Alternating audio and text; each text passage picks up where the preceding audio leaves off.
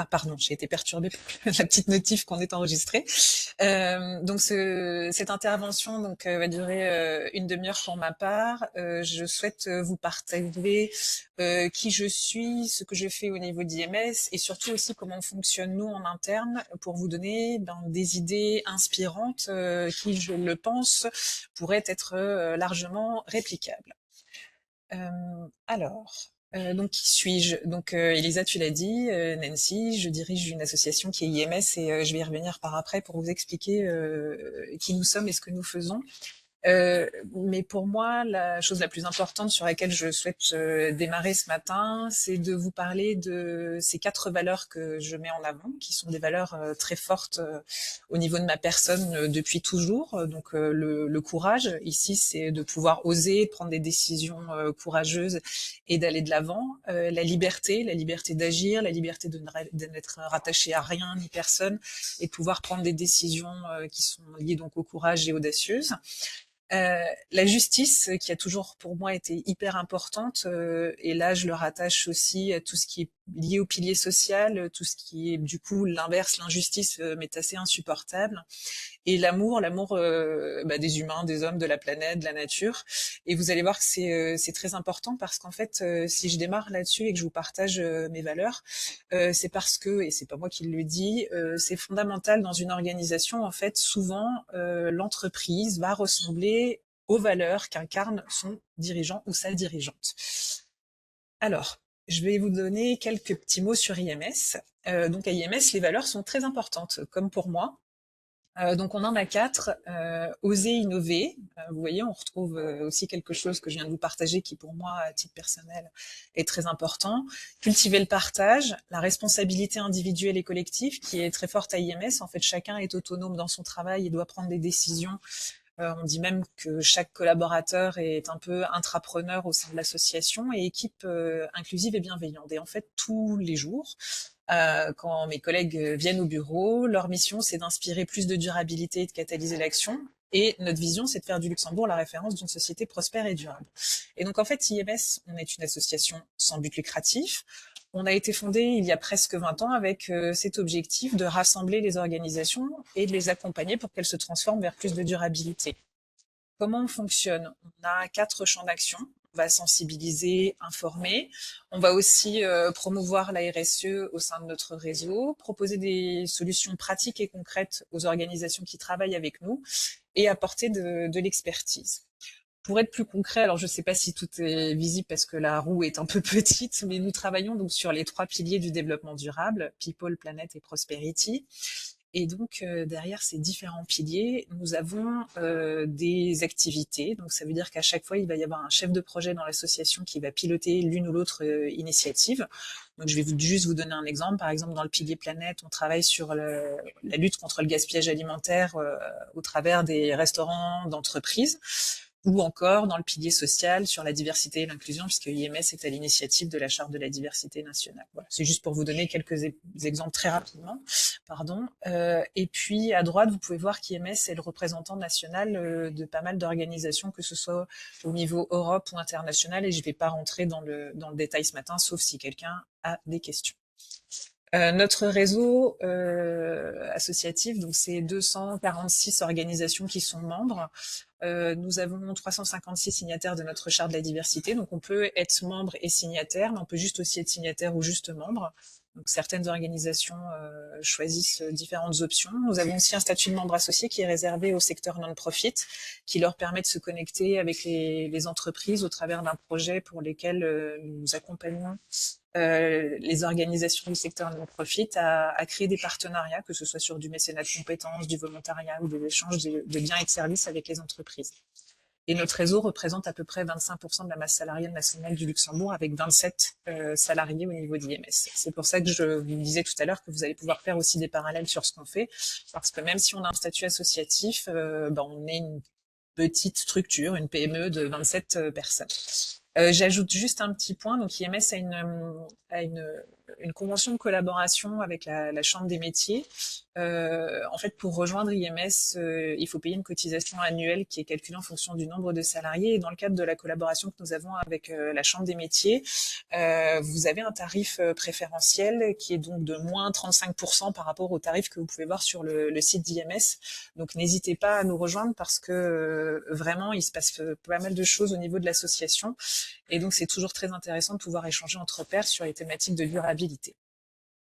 Alors maintenant, venons-en au sujet. Je souhaitais vous partager donc des informations sur une étude internationale qui s'appelle donc en français l'état des lieux du travail au niveau monde. Donc ça, c'est le rapport Gallup de 2025. Donc en général, quand j'interviens dans une salle, je pose des questions. Là, je pense que ça va être un peu interactif, donc je vais moi-même répondre à mes questions que je vais poser. Dans cette étude, en fait, il y a un chiffre très important que je vais vous partager donc, juste après. Cette étude mesure en fait l'état du monde salarié au travers de tous les pays. On voit que partout dans le monde, c'est pas forcément on est pas mal impacté et qu'au niveau salarié, l'État n'est pas toujours bon. Mais en fait, c'est au niveau européen où on a des statistiques les moins bonnes et où les salariés sont le moins engagés. Et donc, on voit que, donc je vous passe la slide suivante. Donc ici, on a le niveau d'engagement des salariés. Et donc, vous voyez le ranking, donc on a pas mal de pays qui sont devant nous. Et à Luxembourg, on a uniquement 8% des salariés qui sont engagés. Donc, ça veut dire quand vous avez dans votre organisation moins de 10% de vos salariés qui sont engagés. Engagés, ça veut dire qu'ils sont actifs et qui vont être force de proposition dans l'organisation. Maintenant, il reste les autres pourcentages. Proportionnellement, on a à peu près une vingtaine de pourcents, 70% pardon, des autres salariés qui sont eux désengagés. Ça veut dire qu'ils sont ni actifs, ils sont plutôt très passifs, ils vont faire ce que vous leur demandez, mais ils vont pas être force de proposition. Et donc ça, c'est une moyenne qui est confirmée par d'autres études. Et par contre, les 20% restants, ce sont des salariés qui sont activement désengagés. Donc vous avez 20% de votre masse qui, elle, est là pour nuire à l'organisation et qui ne va donc pas être ni passive ni active, mais qui, du coup, proportionnellement, c'est assez important par rapport au fait que on vient de dire que moins de 10% des salariés étaient engagés. Voilà, donc ça c'était déjà pour poser une première statistique. La statistique suivante, c'est par rapport au niveau de stress. Ici, on peut voir que donc un salarié sur deux, de manière générale, déclare être stressé à Luxembourg. On peut voir ensuite sur une autre statistique l'intention de quitter son organisation. Donc là, on est presque à 40%. Disons que ça fait quasi un salarié sur trois qui se dit qu'il quitterait bien son entreprise. Voilà, donc je vous partage uniquement ces quelques statistiques qui dressent un portrait pas très reluisant du monde du travail actuellement et où on sent que les salariés sont peu ou pas engagés, ce qu'on vient de voir au niveau des stats, mais je pense que vous pouvez aussi le voir ou le ressentir dans vos organisations. Des difficultés aussi à du coup attirer les talents, ce wording on l'entend souvent. Donc comment faire? Alors moi je vais vous partager maintenant quatre sujets qui pour moi sont quatre sujets fondateurs de la remobilisation et de la co-construction d'une organisation qui fonctionnerait d'une manière un peu différente et qui donnerait plus de place et plus de liberté à vos collaborateurs et qui permettrait de redynamiser les organisations. Et pour étayer mon propos, ce que j'ai prévu de faire, c'est à chaque fois de vous donner des exemples de comment nous fonctionnons en interne à IMS, puisque bien sûr, on ne fait pas que d'en parler. L'idée, c'était aussi de tester pour nous comment ça peut fonctionner, ce qu'on raconte à l'extérieur. Donc, le premier sujet, c'est les valeurs organisationnelles. Et là, on revient à ce que je vous ai partagé au tout début par rapport à mes valeurs personnelles. Donc, c'est très important de poser le cadre de l'organisation. En fait, pourquoi on en est là, pourquoi chaque matin on rejoint cette entreprise, quelle est sa vision, quelle est sa mission. C'est pas juste des phrases qui, par exemple, à IMS ont été travaillées. C'est pas moi dans un coin de table qui me suis dit tiens, je vais faire comme ci comme ça. Non, je les ai travaillées avec le collectif IMS et on s'est posé la question de pourquoi on se levait tous ensemble chaque jour, chaque matin. Euh, donc, il faut donner un sens en fait. Donc oui, en fonction du type d'activité ou du métier que vous avez dans vos entreprises, il y a bien sûr le métier, mais il y a des choses qui gravitent autour de tout ça, et donc c'est important de le poser. Là, je vous ai partagé, donc c'est pas moi qui ai inventé cette pyramide, hein, c'est la pyramide de Maslow. En fait, c'est la quête de sens. Comment on remotive les salariés. Donc cette pyramide, elle hiérarchise en fait les besoins. Et donc, elle est valable aussi pour le monde de l'entreprise, hein, puisque vous voyez que sur le socle, c'est les besoins physiologiques. Donc, qu'est-ce que c'est les besoins physiologiques? C'est le salaire, c'est pouvoir avoir des objectifs, pouvoir se payer un logement décent. Enfin voilà, c'est la base. Donc ça, en général, on l'a. Ensuite, l'étape 2, c'est un besoin de sécurité. Donc ça peut être la forme de contrat, ça peut être aussi au niveau de l'organisation. Est-ce qu'on est sûr de conserver son poste? Qu'est-ce qui se passe? Donc là, c'est plutôt lié peut-être aussi à des échanges au niveau RH et de la transparence. Et après, on va monter dans la pyramide. Donc c'est là où ça peut se complexifier en fonction de comment sont structurées les organisations. L'étape 3, c'est un besoin d'appartenance.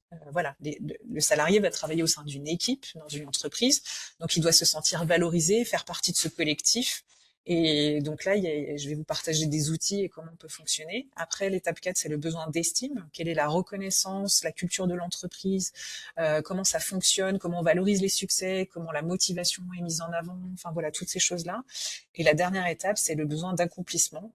Donc voilà, le salarié doit disposer de tous les atouts pour s'épanouir professionnellement et personnellement, et voir comment il peut aller plus loin. Donc là, il est très motivé, et on va arriver dans les salariés engagés dont je parlais tout à l'heure. Il va aussi être force de proposition pour votre entreprise.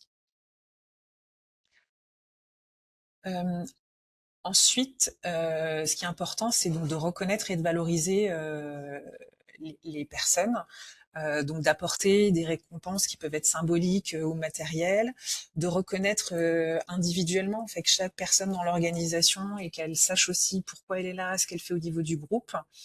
L'apprentissage est aussi très important. Donc là, on touche un peu à la formation, mais je vais pas trop faire le focus là-dessus aujourd'hui. Mais pour faire partie aussi de l'organisation d'un collectif, et pas de se sentir à l'écart, parfois il y a besoin aussi de se former, de partager des compétences, créer du lien aussi. Parfois, il y a des sujets justement liés à l'attraction des talents, entre les échanges entre les différentes générations. Donc comment des personnes qui sont depuis longtemps dans l'organisation peuvent aussi partager des méthodes de travail, des choses qu'elles ont apprises, et inversement aussi sur les différentes générations. Peut-être que les jeunes peuvent aussi apporter de nouvelles idées et dynamiser l'organisation.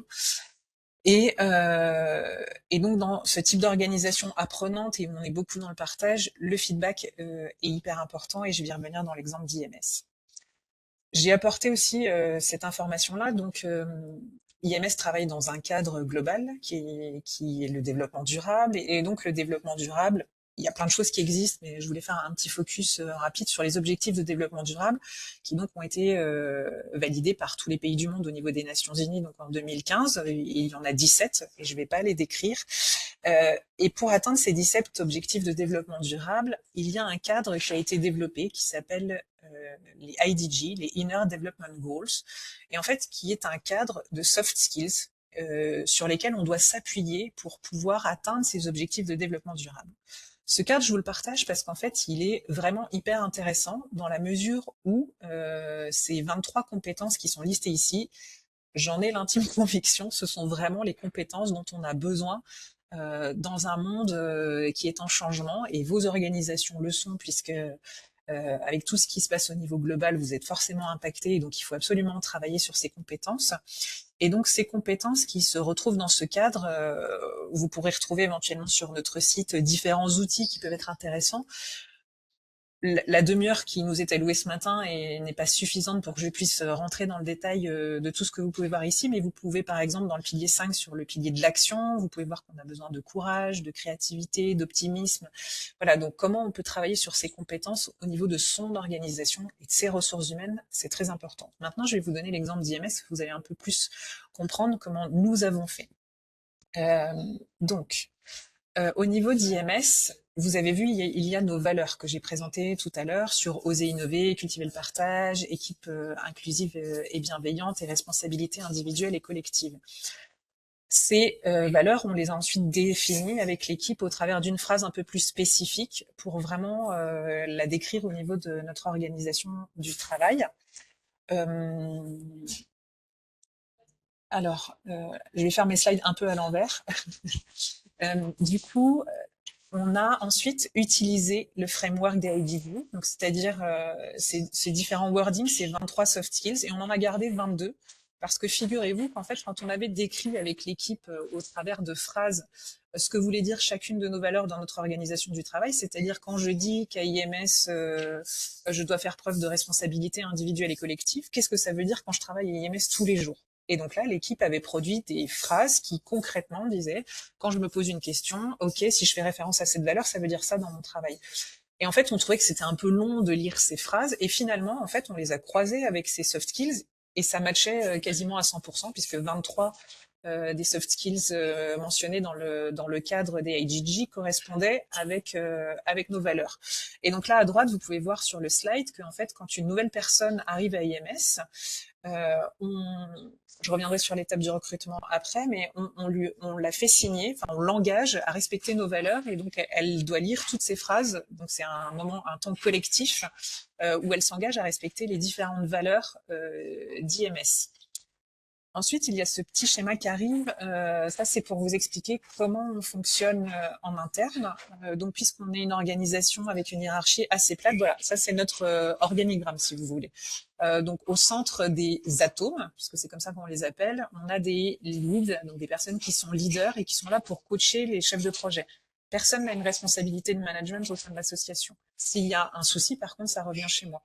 Donc c'est très important. Ces leaders ont un rôle de coach. Donc chaque semaine, ils ont des réunions avec les chefs de projet pour les aider s'ils ont des difficultés ou partager leur succès.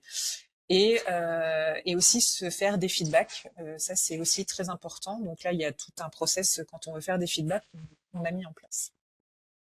Voilà, ça c'était déjà pour vous partager sur comment IMS fonctionne au niveau organisationnel et pourquoi c'est important de poser un cadre clair au niveau de son entreprise qui est basé sur des valeurs et aussi sur les soft skills dont je viens de parler, puisqu'en fait ce sont ces compétences dont ont besoin les organisations pour fonctionner dans notre monde. Juste un point, donc notre équipe elle est très motivée. Le climat est serein, transparent, puisque tout est toujours partagé au niveau de l'équipe, ce qui fait de notre organisation une organisation assez agile, puisque quand on a quelque chose qui nous impacte ou il y a un changement à effectuer, tout est très dynamique et en mouvement, comme vous venez de le voir dans mon schéma au niveau des atomes. Le point de vigilance que moi je dois avoir en tant que directrice, c'est au niveau de la motivation, puisque mon équipe est très motivée, voire surmotivée, et donc on peut être en risque au niveau du bien-être et de la santé mentale sur tout ce qui peut toucher au stress au travail et à des burn-out. Je fais un petit focus maintenant dans mon point 2 sur les temps et les espaces de travail qui sont importants. Donc c'est important d'avoir une ambiance de travail qui correspond aussi à votre organisation, de pouvoir aussi fournir tout ce qui est matériel et immatériel aux collaborateurs, d'être à l'écoute s'il y a des besoins. Parfois, on peut pas répondre à certains besoins, mais c'est important en tout cas de poser le point sur la table et d'en discuter à nouveau de manière transparente. Voilà, et de faire confiance au collectif. Dans l'exemple d'IMS, donc on a vraiment une relation qui est basée sur la confiance. Donc on a une flexibilité sur les temps de travail et sur les lieux de travail. Donc on est aussi une organisation sans bureau fixe, c'est-à-dire que c'est une de nos organisations membres qui héberge l'équipe chaque année. Donc là actuellement on est chez Schroeder et Associés, on va déménager chez Foyer en début d'année. On a une politique de flex office aussi, donc on a nos ordis, chacun s'installe sur un ordi libre. Là actuellement, je vous fais cette visio dans un café au Kirchberg.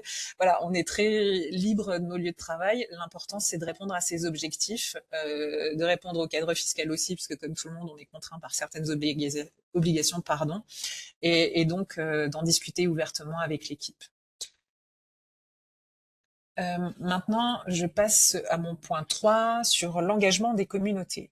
Donc ça, c'est un de nos plus anciens projets au niveau de l'association, puisque ça fait plus de 15 ans qu'on travaille sur cette thématique-là. En fait, c'est comment vos organisations peuvent contribuer à la cohésion sociale sur le territoire luxembourgeois au travers de supports, au travers du fait que vous pourriez supporter les associations. Le support des associations, souvent, on voit beaucoup d'entreprises qui font de la philanthropie, et je ne dénigre pas le fait que c'est très bien, de soutenir financièrement des associations, il faut le faire, et voilà.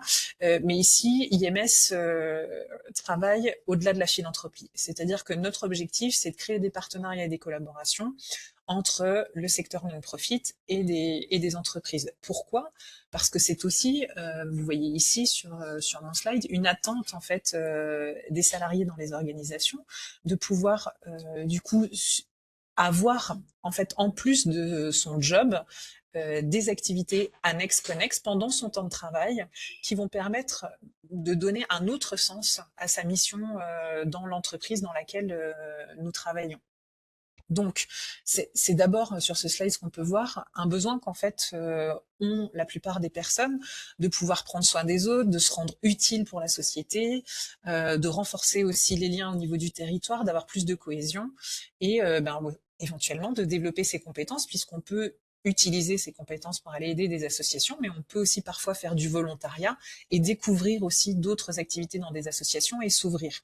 Je fais un petit lien aussi parce que je sais que Laurent interviendra aussi sur la préparation à la retraite, quand on a des personnes aussi qui sont proches du départ, pouvoir renforcer aussi ce lien et ces collaborations avec les associations, c'est très important parce que après, quand ils seront en retraite, ils auront aussi ces réflexes d'aller soutenir des associations et ça peut leur créer aussi des envies et d'aller vers des activités nouvelles. Donc c'est vraiment chouette de pouvoir proposer ça.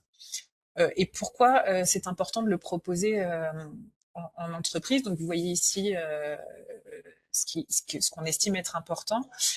C'est-à-dire que vous voyez bien que d'abord, on va répondre à une mobilisation des salariés, on va pouvoir les sensibiliser sur des projets collectifs, et puis ensuite, ils vont potentiellement pouvoir travailler sur leurs compétences et rendre leurs compétences disponibles pour des associations. Et ça, c'est très valorisant. On a beaucoup d'entreprises, par exemple, dans le secteur tout ce qui est cabinet d'avocats qui viennent aider en pro bono. Donc pro bono, ça veut dire gratuitement, des associations et qui leur donnent des conseils juridiques que certaines associations n'auraient pas les moyens de se payer. Donc ça permet aussi de soutenir des associations d'une autre manière et vraiment de créer du lien. Et ensuite, donc vous voyez dans ce schéma, c'est plus vos partenariats vont être élaborés et poussés, et plus vous allez aussi structurer ça au niveau de votre organisation, plus vous aurez de liens sociaux entre vos collaborateurs et la société au sens large. Et ça, c'est hyper important à valoriser, notamment sur la partie attraction des talents, parce que c'est une demande très forte.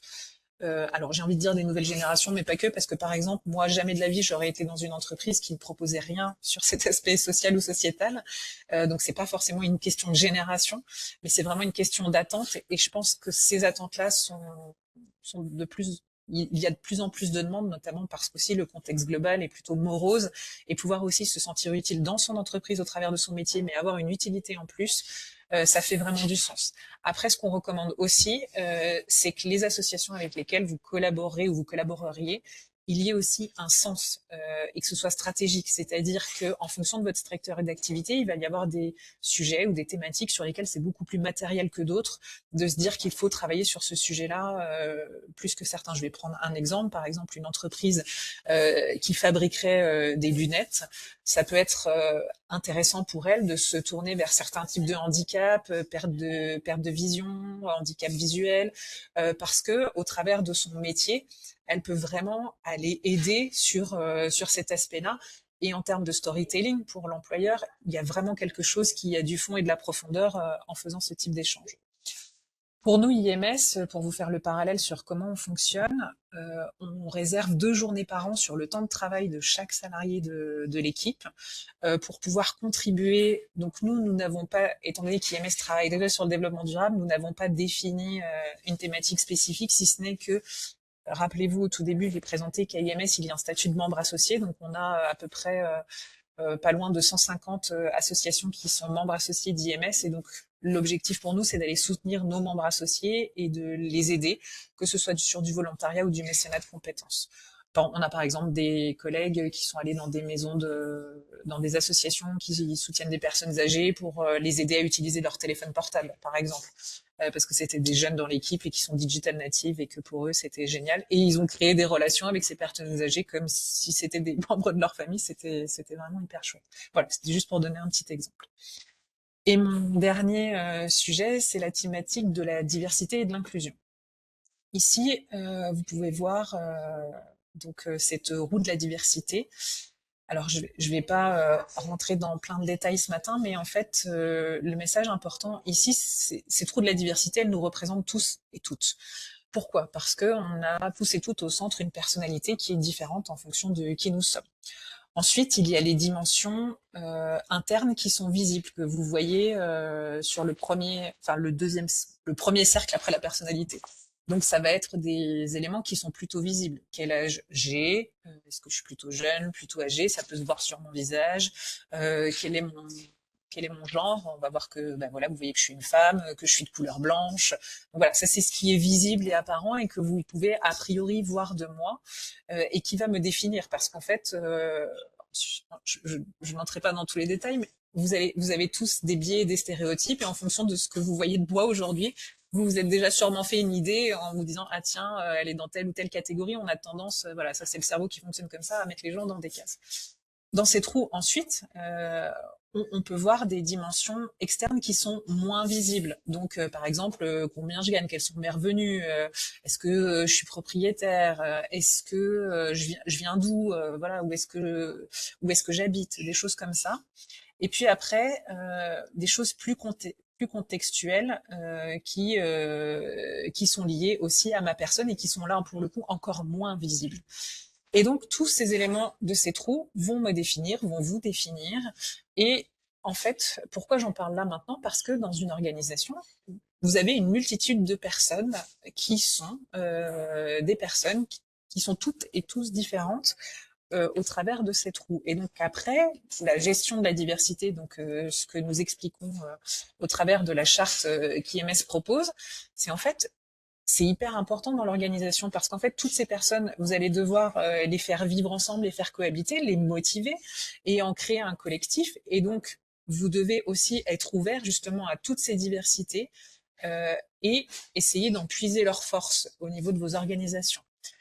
Vous pouvez voir ici le schéma qu'on retrouve partout dans nos documents. En fait, c'est le business case de la diversité, parce que c'est bien beau ce que je viens de dire, mais en fait, qu'est-ce que vous en retirez, vous, en tant qu'organisation? C'est-à-dire que cette diversité, c'est une vraie richesse et c'est une véritable opportunité pour vos entreprises. C'est que le point de départ, c'est la gestion des risques, c'est de respecter le cadre légal, donc de ne pas discriminer. Ça, j'espère que c'est OK pour tout le monde. Mais ensuite, c'est vraiment de l'utiliser pour vous en interne, mais aussi pour vous en externe, vis-à-vis de vos clients. Parce que plus vous allez être inclusif et plus vous allez parler ce langage qui parle à plus de personnes, plus vous allez vous aussi potentiellement vous ouvrir des marchés. Et donc, si vous êtes le plus inclusif possible avec votre organisation, vous allez avoir des personnes qui vont faire leur coming out, et j'entends pas un coming out sur la thématique LGBTI, mais peut-être sur des sujets comme le handicap, qui souffrent de douleurs chroniques et qui n'ont jamais osé vous le dire, qui en fait auraient besoin d'un temps de repos en début d'après-midi pour être efficace toute la journée, n'ont jamais osé le dire. Il y a plein de choses en fait autour de ces questions de diversité. Et donc la première chose, c'est d'ouvrir le dialogue. Et en fait, quand les personnes vont pouvoir l'objectif, c'est le slogan de McDo, hein, c'est venez comme vous êtes, c'est d'être soi-même dans l'organisation, de ne pas avoir à cacher des choses et de pouvoir juste librement parler de soi et d'être soi-même dans une organisation. Parce que là, on a des statistiques et des études qui démontrent qu'une personne qui cache des choses à ses collègues, et peu importe la thématique, elle est 30 à 40% moins performante qu'un salarié qui pourrait se sentir lui-même. Voilà. Et donc ça, c'est à partir du moment où on a parlé de ça, je pense que vous comprenez tous et toutes pourquoi c'est important. Donc de pouvoir être le plus inclusif possible et de travailler sur ces sujets-là, donc en interne et ensuite vis-à-vis de l'externe, vis-à-vis de vos clients. Et là, vos salariés qui potentiellement peuvent avoir des handicaps ou des différences, ou juste simplement, par exemple, au niveau du genre, peut-être que vous avez une activité très genrée, et de poser la question à des hommes ou des femmes de votre entreprise. Donc sur le, par exemple, je dis n'importe quoi, si vous êtes très actif et plutôt une entreprise où il y a beaucoup d'hommes, peu de femmes dans l'équipe et que vous, déjà dans vos activités, vous vous adressez plutôt à des hommes, ben, posez aussi la question à des femmes, de leur dire, mais en fait, par rapport à à nos activités, notre modèle économique, est-ce qu'il y a des choses qu'on pourrait développer qui permettraient d'atteindre aussi plus de femmes peut-être dans ce qu'on développe? Enfin, voilà, c'est d'ouvrir le dialogue et de vous ouvrir peut-être des marchés, en fait. Voilà, ça c'est ce que je voulais vous partager. Et dernier point, comme je l'ai fait à chaque fois, c'était de vous montrer comment fonctionne AIMS. Alors si on est une petite organisation, on va pas faire des plans d'action qui sont hyper complexes et qui ont l'impression d'être insurmontables et qui prendraient beaucoup trop de temps pour l'organisation. Donc par exemple, nous, comme on est plutôt dans le secteur des services, on a décidé de travailler sur notre communication externe, donc sur partager ce qu'on sait sur la diversité et l'inclusion à l'extérieur. Très important, on a décidé de travailler sur nos processus de recrutement et de sélection, donc essayer d'être toujours le plus inclusif possible. Et dans l'équipe IMS, on a beaucoup de femmes, peu d'hommes. On a beaucoup d'autres sujets sur la diversité où on est bon, mais celui-ci, on fait un focus là-dessus. Et donc, on a mis ça en place il y a maintenant 2 ans. On recrute dorénavant sans CV et sans lettre de motivation, uniquement au travers d'un questionnaire. Questionnaire où on demande pas du tout les diplômes, pas du tout l'expérience, enfin, comment dire, pas les diplômes, les gens n'ont pas à décrire leurs expériences professionnelles. En fait, on pose des questions au travers de nos valeurs et au travers de ce que la personne aura à faire dans le poste qu'elle va occuper. Donc, on a vraiment un focus sur les compétences qui vont être utiles et on essaye au travers de ce questionnaire d'être le moins biaisé possible. Et pour la petite blague, la première fois qu'on l'a fait, on a même oublié de demander les coordonnées des personnes parce qu'on avait vraiment fait le truc le plus masqué possible. Et donc, on a dû revoir notre questionnaire dans une seconde version. Mais ça fonctionne hyper bien et ça permet aussi, sur ce questionnaire, de faire un premier filtre par rapport aux salariés qui postulent à IMS, puisque c'est aussi des questions qu'on pouvait poser en entretien, qui nous permettent du coup d'être beaucoup plus efficaces aussi dans notre recrutement. Donc vous voyez, par une thématique de diversité et d'inclusion sur ce processus de recrutement et de sélection, on a développé un outil qui est pas si compliqué à mettre en place et qui nous a pas pris trop de temps et qui en fait nous fait gagner du temps dans notre sélection des candidats et dans nos entretiens qui sont beaucoup plus efficaces et efficients ensuite. Et sur la diversité et l'inclusion, et c'est mon dernier slide, on est vraiment dans un processus d'amélioration continue et je pense que ça, c'est à retenir dans tout ce que je viens de vous partager. Quand vous développez des actions et que vous décidez de les mettre en place, c'est de vous fixer des objectifs et de mesurer et parfois vous ne les atteindrez pas parce qu'il y a eu des difficultés, voilà, comme dans toute organisation, mais de vous pouvoir vous poser la question de, voilà, est-ce qu'on le fait, qui le fait, comment on revient en arrière, comment on reprend. Voilà, nous c'est vraiment comme ça qu'on fonctionne et même si on est une petite organisation, ben, j'espère vous avoir partagé, voilà, dans mes quelques minutes d'intervention, quelques éléments qui sont, voilà, des petites idées que vous pouvez, à mon sens, facilement mettre en place et peu importe la taille de l'organisation. Et en fait, un élément à retenir de ce que je viens de vous partager, c'est vraiment d'ouvrir la discussion avec les équipes parce qu'en fait, elles ont plein d'idées. Elles ont juste envie qu'on les sollicite et elles peuvent être vraiment des forces de proposition. Donc, je reste vraiment persuadée que le management très pyramidal comme on l'a connu n'est vraiment n'est vraiment pas ou plus le management de demain et que vous pouvez le voir dans une organisation très plate comme là IMS, ça fonctionne et c'est pas moi qui ai inventé ce système-là, hein. Beaucoup d'entreprises, même des très grandes comme Gore-Tex ou d'autres entreprises l'ont mis en place, c'est ce qu'on appelle le concept d'entreprise libérée et si ce sujet-là vous intéresse, nous avons aussi plein de ressources que je pourrais vous partager. Voilà. Merci à tous et toutes. Et je crois que les questions, c'est à la fin. Merci pour votre attention et Merci à tout beaucoup, à l'heure. Nancy. J'en profite quand même encore tout de suite pour te poser une question que je Oui, pense qui va venir. Pour que les personnes du public puissent se rendre compte, à IMS, vous êtes combien de collaborateurs? 27, c'était ça que j'ai Voilà, dit. 27. Donc, comme vous l'a expliqué Nancy, donc même sans faire trop compliqué, il y a moyen de mettre des choses sympas en place et de résoudre un petit peu ou de contribuer à résoudre ces statistiques de base que tu nous as montrées qui n'étaient pas très positives. Non, Donc, j'espère que j'espère que ça vous donne des idées et le fait d'intégrer vos collaborateurs, de prendre leur feedback, c'est vraiment un investissement pour votre pérennité et la pérennité de votre entreprise. Oui, tout à fait, vraiment, et j'en suis vraiment convaincue, et ça se ressent tous les jours dans notre mode de fonctionnement, et même si on est une association, on fonctionne vraiment comme une entreprise. Donc, Oui. Merci beaucoup, de Nancy. rien. Et du coup, on va passer à Stanislas Faure. Un instant. Stanislas, j'affiche tes slides. Hop, hop, hop. Est-ce que vous voyez les slides? Full screen. Oui. Bonjour à tous. Et bah voilà, la parole est à toi, Stanislas. Merci beaucoup. Merci Elisa, merci Nancy. Bonjour à tous. Je voulais continuer dans la logique et sur les thématiques que Nancy a évoquées, en particulier lorsque l'on entend co-construction, redynamiser, donner du sens. C'est vraiment un élément essentiel, effectivement. Je ne peux pas ne pas être d'accord avec cela. La question qu'on a souvent, c'est comment je le fais, comment je peux structurer mon approche en tant qu'entrepreneur, chef d'entreprise ou autre pour justement gérer ce sujet-là. Donc je vais me présenter rapidement et vous proposer deux approches qui vous permettent de structurer cette démarche.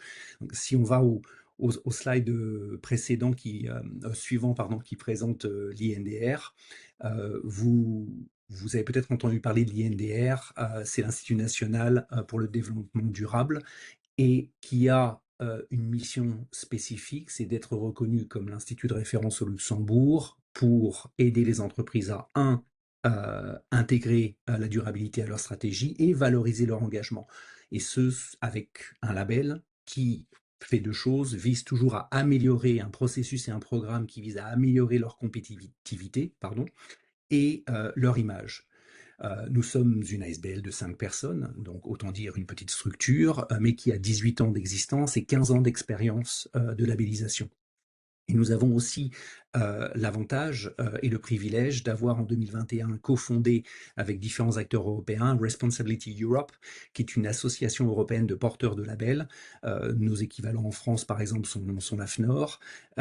Et ces porteurs de labels, comme nous, propose et amène trois points importants. Les labels et les procédures et programmes que nous utilisons sont alignés sur les standards internationaux. On a entendu parler les 17 objectifs de développement durable des Nations Unies, ISO 26000 et d'autres.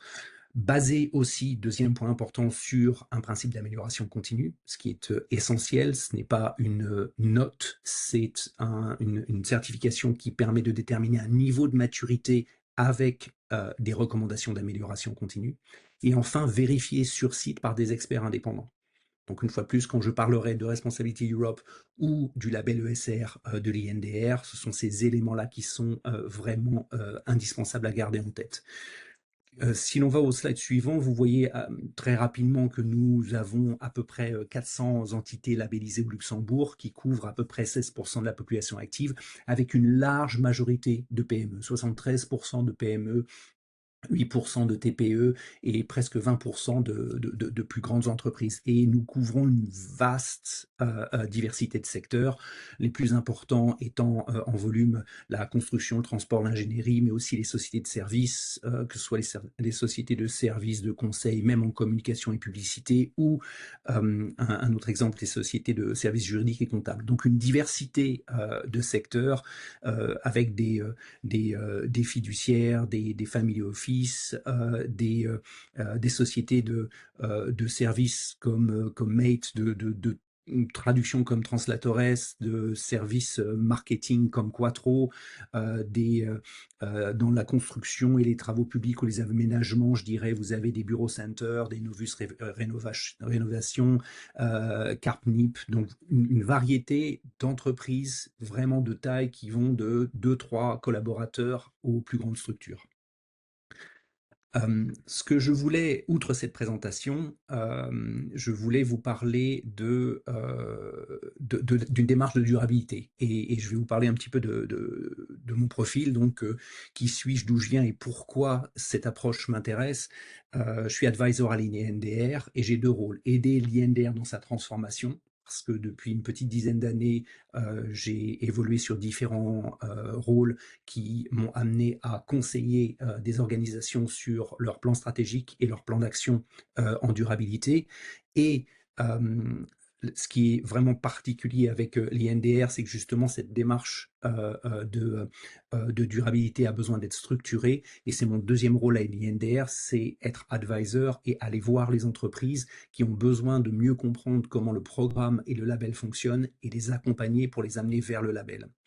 Et pourquoi c'est quelque chose de d'essentiel pour ces entreprises. Si on va au slide suivant, je veux toujours dire précédent, je ne sais pas pourquoi, ça sera le suivant. On constate que il y a deux éléments essentiels qui amènent une structuration de la démarche. Les entreprises nous disent j'ai les enjeux, je les connais, je veux travailler dessus, j'ai un problème de temps. Et les enjeux, là j'ai emprunté un visuel qui vient de l'excellent guide pour les entreprises artisanales, comprendre la durabilité de la Chambre des métiers. Et vous voyez en particulier sur le pilier société, les aspects sociaux, ces éléments que vous connaissez tous. Je suis préoccupé par mon image de marque et les retours des consommateurs et des clients et le bouche à oreille. Je veux m'impliquer dans la vie locale, mais je ne sais pas comment faire. Je veux préserver le savoir-faire, je veux former mes équipes, je veux mieux gérer et diminuer, voire amener à zéro les accidents de travail. Donc, je connais mes enjeux et je fais déjà des actions ponctuelles. Comment puis-je travailler plus sur ces éléments-là?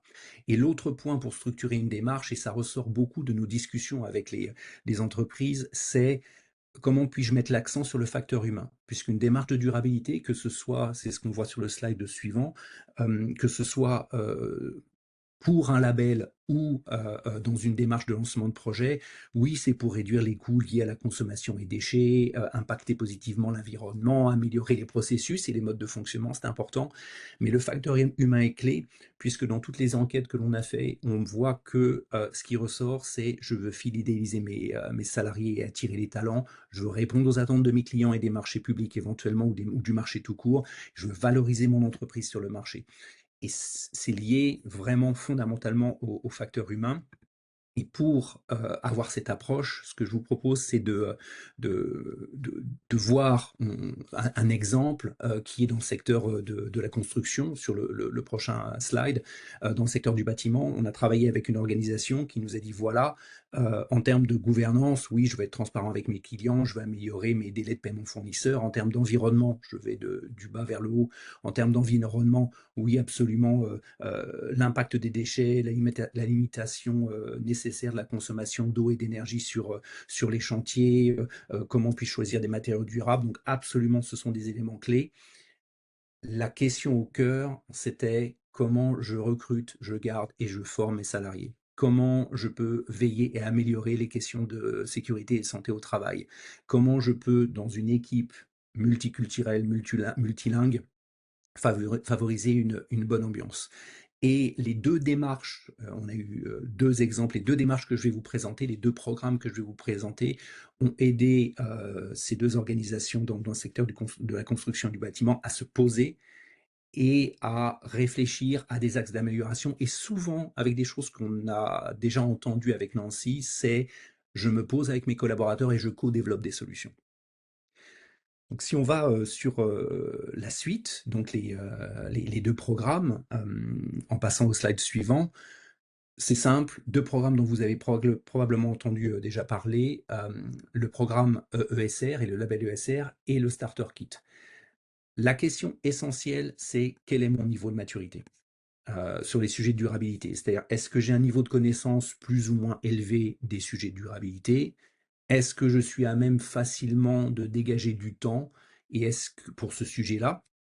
Et est-ce que je peux valoriser, est-ce que je veux valoriser par un label, par un signe de reconnaissance externe? En fonction de ces trois questions-là, les entreprises vont choisir l'une ou l'autre des approches. Le Starter Kit, qui est celle d'en bas, a été conçu au départ comme une approche qui amène au label, mais c'est avec un temps réduit. Souvent, et je vais évacuer la question qui n'a pas encore été posée tout de suite, Combien de temps il faut pour faire ces programmes-là? Un starter kit, notre recommandation, c'est vraiment une approche projet et faire ça sur 3 à 6 mois. Et derrière, vous pouvez enchaîner avec un label éventuellement.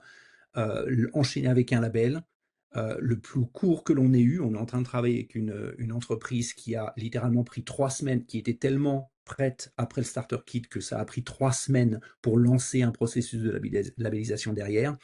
Le plus long que l'on ait eu, c'est un processus d'à peu près d'1 an. Après le starter kit, 1 an de travail pour lancer des projets, pour structurer une démarche et faire le travail de labellisation. Donc on a vraiment une variété d'approches. Le starter kit, parlons-en plus en détail, c'est le slide suivant. Qu'est-ce que c'est? En substance, c'est un programme d'accompagnement individuel d'une valeur de 5 000 € qui vous permet d'amorcer, d'accélérer ou de continuer une démarche de durabilité. Il est soutenu par le ministère de l'économie et promu par les 2 chambres et opéré par l'INDR.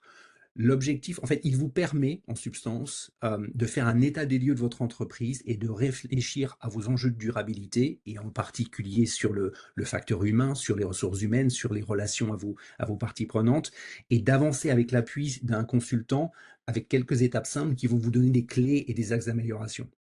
L'objectif idéal, c'est atteindre un niveau de maturité qui vous permet de postuler à un label, qui est le label ESR, entreprise socialement responsable. Si vous êtes à un niveau de maturité un peu moindre, vous pouvez commencer à utiliser cette démarche-là pour sensibiliser et former vos collaborateurs. Si vous voulez initier ou accélérer des projets qui existent et une transition durable que vous avez déjà lancée, c'est aussi un bon outil. Vous trouverez à la fin de cette présentation qui vous sera envoyée de toute façon des liens vers les différents sites qui vous permettent d'avoir un peu plus d'informations, mais en substance, c'est un programme qui est ouvert à toutes les PME luxembourgeoises avec permis d'établissement et ayant son siège au Luxembourg. Je me permets juste d'ajouter quelque chose, vu que je ne le vois pas sur ton slide. C'est un programme d'une valeur de 5 000 €, mais qui est complètement financé par le ministère de l'économie. Donc l'entreprise doit avancer l'argent, mais elle récupère l'argent à la fin de son programme. Donc au final, c'est gratuit pour les entreprises, quand on fait le net. Tout à fait. C'était le point suivant sur le slide suivant. En substance, comment ça marche? Ben, on va le Désolée. prendre de bas en haut, c'est absolument pas un problème. Donc, c'est effectivement une aide financière, puisqu'une fois que le programme est bouclé, il est remboursé. Donc oui, il est nécessaire d'avancer la somme, mais il est remboursé. La prise de contact est assez simple, puisque vous allez vers votre chambre professionnelle préférée pour faire un bilan, vérifier que vous êtes éligible, et elle pourra vous guider. Il y aura une demande de dépôt d'aide et vous aurez ensuite accès à un outil qui s'appelle la Toolbox, j'y reviendrai. Cet outil vous permettra de faire une auto-évaluation sur vos processus et votre chaîne de valeur. Et ensuite, vous aurez l'édition d'un rapport qui sera revu avec un consultant. Vous allez avoir un consultant expert en sujet de durabilité et agréé par l'INDR qui va faire des ateliers avec votre entreprise, avec vos équipes, afin de présenter les résultats, travailler sur les recommandations et les prochaines étapes. Donc un programme assez complet qui permet aussi de couvrir tous les enjeux, je dirais, un peu comme une checklist. Si vous regardez le slide suivant, la toolbox, vous avez une copie d'écran très rapidement. Je ne sais pas si vous arrivez à bien voir, mais vous avez les grandes thématiques sur premier chapitre, c'est les thématiques pour mieux comprendre à vertu pédagogique les questions de développement durable et de durabilité, les questions d'organisation, de chaîne de valeur, et puis surtout par rapport à notre sujet d'aujourd'hui, les thématiques 6 enjeux sociaux relatifs aux salariés et 7 enjeux sociétaux et économiques, où vous rentrez dans le détail des thématiques sur le facteur humain. La valeur ajoutée, et pourquoi faire cela? Je vais vous donner quelques exemples d'organisations avec lesquelles on a travaillé. La première, c'est que vous avez accès à un diagnostic complet et personnalisé. Vous avez un bilan de durabilité via la Toolbox. Vous avez un expert externe local luxembourgeois qui travaille avec vous, qui connaît le marché et qui vous accompagne sur des axes d'amélioration. Vous avez des livrables qui sont assez opérationnels. Je le répète, on insiste, c'est gratuit, dans le sens où oui, vous déboursez, mais c'est remboursé par la suite, les services sont remboursés. Et cela vous permet d'avoir un positionnement stratégique. L'élément principal que l'on a entendu des entreprises auprès desquelles nous avons fait une enquête et qui ont fait le starter kit, ils nous disent on a besoin de prendre du temps. Et c'est la citation que vous avez en haut à droite, cet entrepreneur qui nous a dit il faut voir le starter kit comme un investissement pour l'avenir. Ça oblige à réfléchir, simplifier les choses et ça aide à réaliser un plan stratégique et diriger ses investissements et ces initiatives pour les mettre en place avec et pour les salariés. Et j'ai trouvé cette remarque très intéressante parce que c'est diriger les investissements, c'est-à-dire que ça vous permet de choisir. Vous n'êtes pas, c'est pas une checklist avec infinie avec des dizaines de choses à faire. Ça vous permet de choisir les priorités et de travailler avec et pour les salariés. Donc c'est vraiment un élément stratégique important. Vous avez aussi passé par le Starter Kit, c'est un gain de temps si vous souhaitez vous labelliser, puisque c'est la même méthodologie, le même référentiel et la même structure de pensée. Donc vous avez un vrai gain de temps. En revanche, effectivement, il y a des contraintes. Donc vous avez la nécessité de consacrer du temps. Une fois de plus, notre recommandation, c'est de travailler, et on le fait avec les sociétés qui font le starter kit, sur un rétro-planning, en disant, je vais gérer ça comme un projet sur 3 à 6 mois. Donc il faut choisir un moment dans l'année où votre activité vous laisse un peu plus de temps. De même, il faut penser à la suite. Une fois que le starter kit est fait, qu'est-ce que je vais faire de tous ces recommandations et de ce qui a été créé? Je pense à cet entrepreneur dans l'industrie qui nous a dit, voilà, j'ai commencé par des projets en photovoltaïque, j'ai mis des véhicules électriques, des questions de réutilisation et de recyclage de matériel, j'ai fait le starter kit, je sais où je veux aller, mais là, pour l'instant, la durabilité, c'est moi et ma secrétaire qui fait aussi RH et comptabilité. Donc concrètement, je vais avoir besoin soit de dégager du temps de quelqu'un, soit de recruter quelqu'un qui fera beaucoup de projets, dont ce sujet-là, pour faire avancer le sujet de la durabilité avec les équipes. Voilà en substance ce qu'est le Starter Kit, et n'hésitez pas sur la fin de nos interventions à poser des questions. Le label, ESR, c'est une approche, c'est un programme également, si on va au slide suivant, qui est ouvert à des entreprises et des organisations de toute taille qui ont peut-être un peu plus de maturité, un peu plus de connaissance des sujets RSE. Une fois de plus, le Starter Kit, c'est la première étape presque vers le label. Le label, c'est un programme où vous allez avoir affaire à un individu comme moi, malheureusement pour vous, un advisor qui va vous accompagner sur le chemin de la labellisation. On propose des formations, on propose une introduction et une présentation de l'outil qui est esr.edu, qui est un outil d'auto-évaluation en ligne qui vous permet de travailler sur vos niveaux de maturité. Et si l'on passe au slide suivant, et il reprend les 4 piliers, et sur une quarantaine de thématiques, les 4 piliers importants. Quelle est ma stratégie? Comment je gère ma relation à l'environnement? Quelles sont mes problématiques de gouvernance? Et notre sujet du jour, comment je gère le pilier social? Vous pouvez vous connecter et créer un compte gratuitement. Vous pouvez commencer à travailler avec cet outil en ligne. Si vous souhaitez avoir plus d'informations, n'hésitez pas à revenir vers moi pour que je vous guide dans son utilisation. Le principe est assez simple, c'est que, comme je le disais, sur chacun de ces piliers, vous avez une série de thématiques. Et si on regarde le slide suivant sur le pilier social, vous avez 2 famille de thématiques. Une fois de plus, j'espère que vous arrivez à peu près à lire ce qui est à l'écran. Vous avez à droite ce que j'appellerais le cycle de vie du salarié, comment je recrute, comment j'intègre, je forme, je fidélise, j'accompagne dans les moments difficiles, et ce, avec une stratégie RH plus ou moins documentée, mais en tout cas structurée. Et les thématiques transverses, comment je gère les questions de santé, de sécurité, de diversité qu'on a déjà évoquées avec Nancy.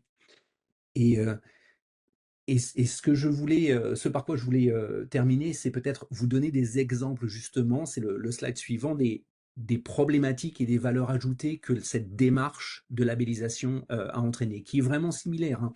Vous faites une auto-évaluation accompagnée par un advisor, vous êtes vous enregistrez un certain niveau de maturité et vous enregistrez et documentez les justificatifs dont vous avez besoin, que vous ne partagez pas sur un serveur quelque part à l'international et qui ne sera pas revu par un software ou un outil ou une IA.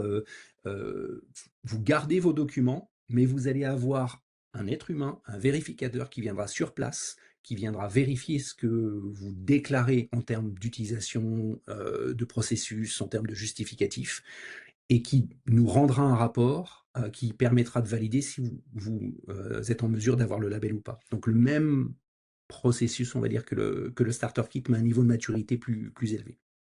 Je reviens donc aux bonnes pratiques. Une fois de plus, cette démarche du label ESR, du programme ESR, est une démarche bien sûr structurante avec un impact opérationnel positif puisqu'il est fondé sur des questions d'amélioration continue et, comme je le disais, avec un accompagnement local et bienveillant. Sur une question typique sur est-ce que je couvre mes risques, je pense à une société de service de 9 personnes qui fait beaucoup de choses pour ses collaborateurs. Accompagnement pour le retour au travail après des incidents, des accidents de la vie, travail sur les formations, ils font énormément de choses. Société de service, on leur parle de leurs risques, aucun problème, stress, burn-out potentiellement, troubles musculo-squelettiques, etc. Super. Le travail avec le vérificateur a été de revoir les fondamentaux. Est-ce que vous cochez toutes les cases des obligations légales? Vous avez un travailleur désigné, vous avez fait un bilan de risque, et en mettant à jour certains éléments comme ça, l'organisation, l'entreprise a pu déterminer certaines zones de risque qu'elle devait documenter ou sécuriser, et le vérificateur de partager des exemples plus ou moins drôles d'incidents, y compris un collaborateur récemment qui, dans une entreprise qui n'avait pas fait son analyse des risques, a broyé des documents et a mis ses droits dans la broyeuse. Bon, concrètement, ça peut arriver, je vous rassure, les doigts vont très bien. En revanche, l'IDM est tout de suite intervenu parce qu'il y a eu urgence, enfin, voilà. Donc, est-ce que je couvre mes risques et mes obligations légales? Autre question, c'est comment je gère mes contraintes au quotidien sur l'absentéisme, la santé et la sécurité au travail. On parlait de co-construction tout à l'heure. On a une société, une entreprise dans le domaine de la construction qui a travaillé avec ses responsables de chantier pour améliorer les visites de chantier, puisque la question c'était comment je peux m'assurer qu'ils portent leurs équipements et que c'est pas uniquement lorsque le responsable qualité débarque que les équipements sont portés. Donc il y a eu tout un travail sur les processus et les choses à mettre en place pour responsabiliser et travailler avec les équipes et les responsables de chantier pour s'assurer, pour les impliquer dans la décision, pour créer une dynamique. Et ces questions-là ont été initiées avec du partage de meilleures pratiques lors des ateliers avec l'expert à nouveau et l'interaction avec nos équipes. Comment créer une dynamique avec les parties prenantes? Vous avez un nombre certain d'organisations au Luxembourg, et je pense à un cabinet qui fait du matériel de bureau et de la décoration d'intérieur, le sujet du multilinguisme, du multiculturalisme, mettre en place des réunions, enfin un survey, une enquête avec les collaborateurs pour déterminer les choses qui vraiment les gênent au quotidien a été un élément clé. Et ce qui ressortait, c'était est-ce qu'on peut faire des réunions dans une langue commune? Est-ce qu'on peut faire des comptes rendus en multilingue? Est-ce qu'on peut s'assurer que des éléments qui, du fait de la démarche de revue thématique par thématique des problématiques des salariés, avec des meilleures pratiques comme des surveys par exemple, ont apporté des solutions. Attirer et garder des talents, c'est la question des plans de formation, d'avoir un package intéressant. C'est aussi, et on le voit avec pas mal d'entrepreneurs et d'entreprises familiales, des enjeux de gouvernance. Et c'est là que miser sur l'humain, c'est miser sur ses équipes, c'est aussi réfléchir sur soi-même en tant que dirigeant. On a eu plusieurs entreprises qui ont eu de vrais sujets qui, avec le programme ESR et la méthodologie, sont ressortis et qui n'étaient pas de durabilité, qui étaient fondamentalement des sujets de succession et de gouvernance. comment l'entreprise va passer d'une génération à une autre. Et c'est là aussi la beauté du processus, c'est-à-dire qu'on sait là où on s'arrête, nous, en termes de sujet de durabilité, et à quel moment on peut recommander et renvoyer l'entreprise vers des organisations plus spécialisées qui leur permettront de travailler sur leurs enjeux de gouvernance, en fait. Et enfin, dernier exemple, est-ce que je dois documenter ou pas? Est-ce que j'ai besoin d'avoir un bilan? Qu'est-ce que je dois documenter, par exemple, pour répondre à des appels d'offres? Les deux processus, Starter Kit et label ESR, vont vous faire vous poser la question de à quel niveau de documentation, à quel niveau de détail je dois documenter. Est-ce que j'ai besoin de tout documenter? La réponse est non. Qu'est-ce que j'ai besoin de documenter? Donc vous allez, avec ces processus-là, vous poser la question d'une documentation raisonnable de vos processus et de vos activités en fonction des objectifs que vous vous fixez. Voilà quelques exemples que je voulais mettre en évidence. Vous avez avec le slide suivant des liens vers les différentes sources d'informations. N'hésitez pas à revenir vers nous si vous avez des questions. Merci. Merci beaucoup Stanislas et merci beaucoup à tous d'avoir été très sages. Je vois aussi qu'il n'y a pas encore de questions dans le chat, mais si vous avez des questions, n'hésitez pas à les mettre dans le chat. Pour revenir sur ce que Stanislas disait, à la Chambre des métiers, on a fait le processus de labellisation cette année. On a obtenu le label fin octobre et je confirme tout ce que Stanislas disait, c'est un moment agréable et important pour se poser, voir tout ce qui a déjà été fait dans l'entreprise, voir toutes les possibilités d'amélioration et on a vraiment apprécié le processus, donc je ne peux que vous le recommander aussi. On va passer à la prochaine présentation avec Célian Garrido, s'il vous plaît, si vous pouvez partager votre écran. On va parler de Bien santé et sûr. sécurité. Bien sûr. Bonjour à tous et à toutes. Je voudrais juste commencer par vous remercier, vous à la Chambre des métiers, donc, de nous avoir invités et d'avoir pensé à nous pour cette intervention. Et donc, ravi d'être parmi vous ce matin pour vous parler pendant ces quelques minutes d'un sujet qui me tient à cœur, celle de la sécurité et santé au travail. Alors, je m'excuse d'ores et déjà. Pourquoi? Parce que contrairement à mes collègues qui vous ont présenté des choses très sympathiques, nous, on va aller dans le dur, dans le code du travail et dans les obligations donc des employeurs, mais aussi donc des salariés. On va voir ça ensemble au cours de quelques slides, euh, comment répondre à ces obligations et aussi vous présenter pourquoi pas un outil qui pourrait vous aider à le faire. Alors, donc pour commencer, qui sommes-nous? Donc pour ceux qui ne nous connaissent pas, ESST, nous sommes donc une entreprise créée en 2016 qui depuis a fait son petit bonhomme de chemin, notamment donc créée en 2016 au Luxembourg par des Luxembourgeois pour les Luxembourgeois. Ça veut dire quoi? Ça veut dire que notre équipe donc est spécialisée dans le code du travail luxembourgeois et connaît toutes, ou du moins seulement les réglementations luxembourgeoises. Nous sommes labellisés donc SGS, Sicher- und Gesundheitssystem. Nous avons aussi adhéré à la Vision Zéro et nous sommes aussi normés ISO 9001 et 45001. Pour finir rapidement, avant de passer dans le vif du sujet sur le code du travail, on a quelques agréments supplémentaires, notamment ceux pour réaliser vos mesures de radon et ou aussi, Stanislas avait commencé à en parler, la formation du travailleur désigné, du salarié désigné, que nous avons donc aussi obtenu cet agrément donc, pour dispenser les formations de groupe A et de groupe B.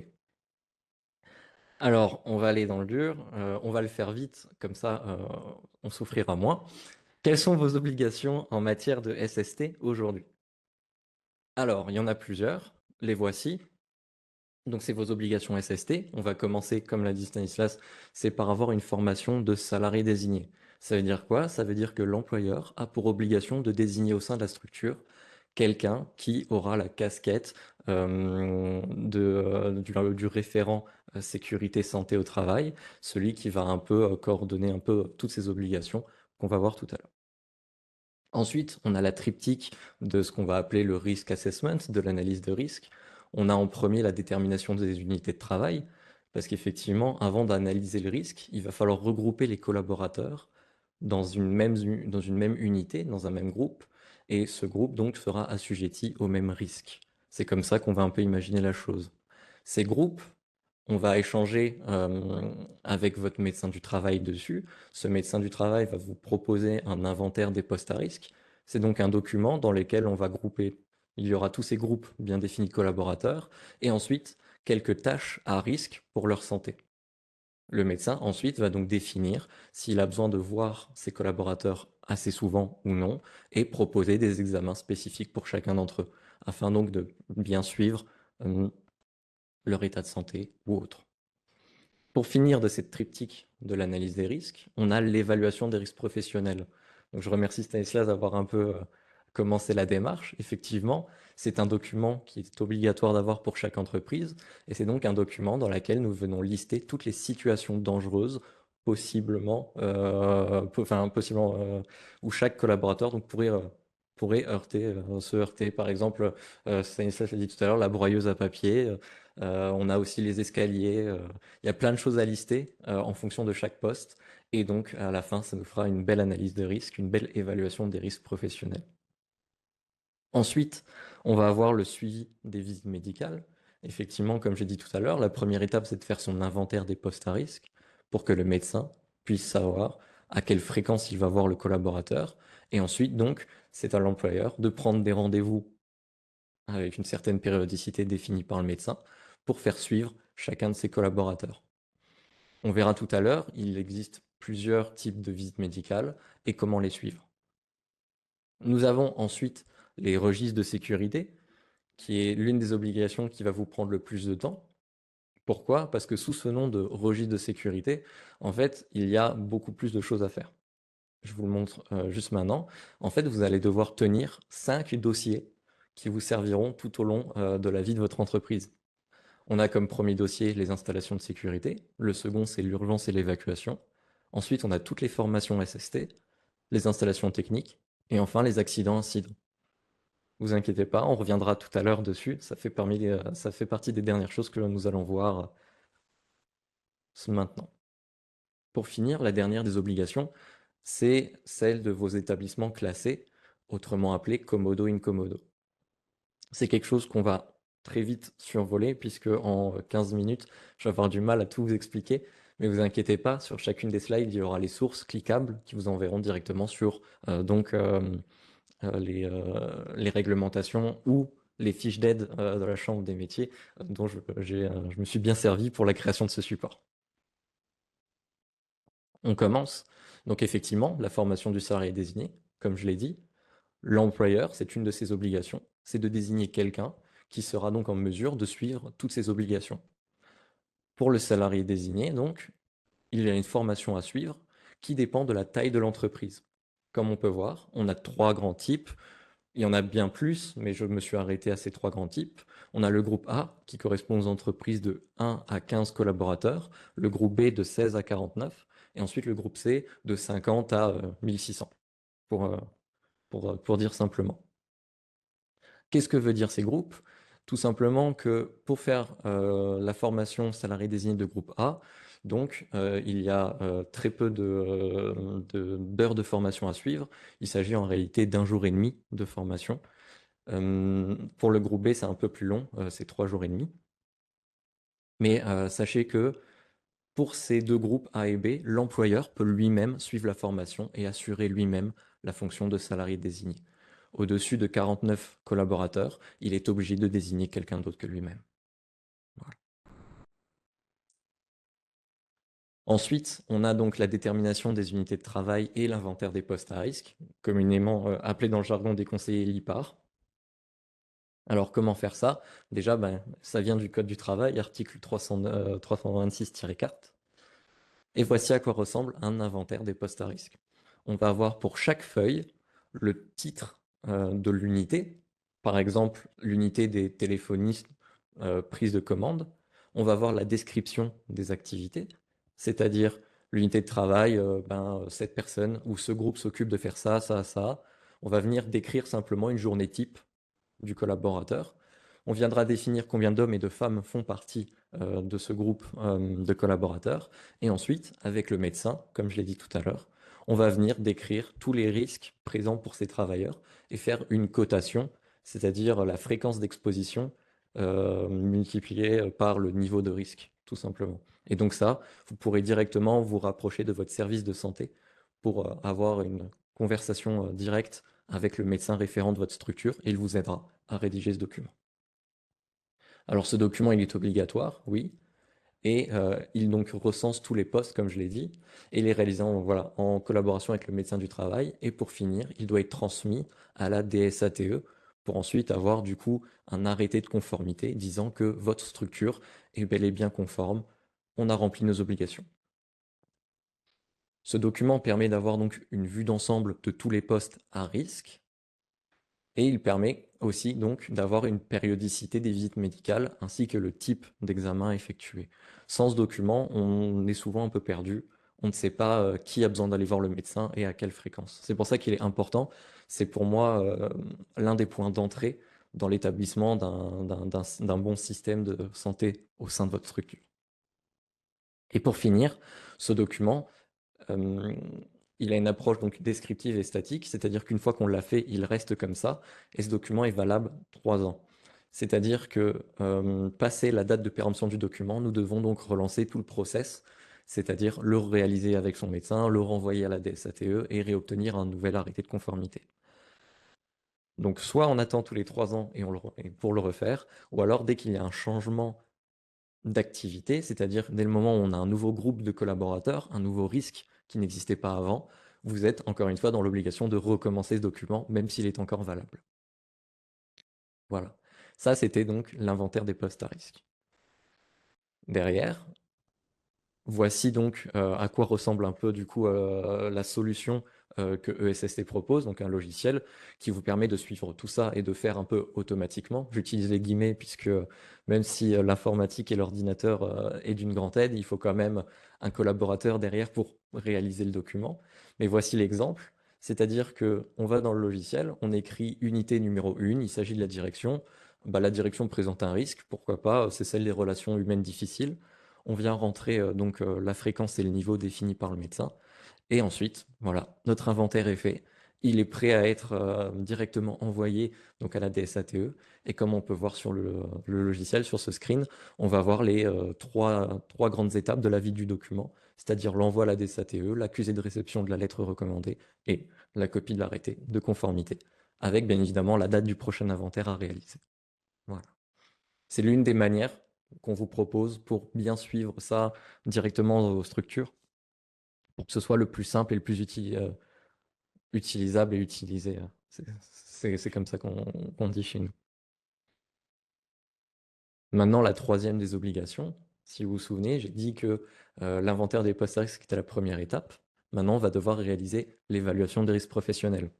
Toujours, vous avez la source, le Code du travail, article 312-5, qui dit que vous êtes dans l'obligation d'avoir une telle évaluation au sein de votre structure. Donc, voici clairement ce que dit le Code du travail, c'est que l'employeur doit disposer d'une évaluation des risques pour la sécurité et la santé au travail, y compris ceux concernant les groupes de salariés à risque particulier. Et en 2, déterminer les mesures de protection à prendre si le risque est trop important. Pour l'évaluation des risques, on a fait au plus simple, c'est-à-dire qu'on s'est rapproché de l'ITM, et l'ITM conseille la méthode Kiné. C'est une méthode qui se donc, fonde sur 3 facteurs qu'on va multiplier les uns entre les autres pour avoir la criticité du risque. On va multiplier la probabilité de survenance du risque à sa fréquence d'exposition et par les effets ou la gravité des conséquences de ce même risque. Voici à quoi ça ressemble dans nos outils. On va donc prendre nos unités de travail qu'on aura définies dans l'inventaire des postes à risque. On va dire dans quelle infrastructure, donc dans quelle partie de votre structure, de votre bâtiment, ce risque peut se trouver. Et on va faire la cotation, donc, qui est bien définie dans la méthodologie de Kinévirus.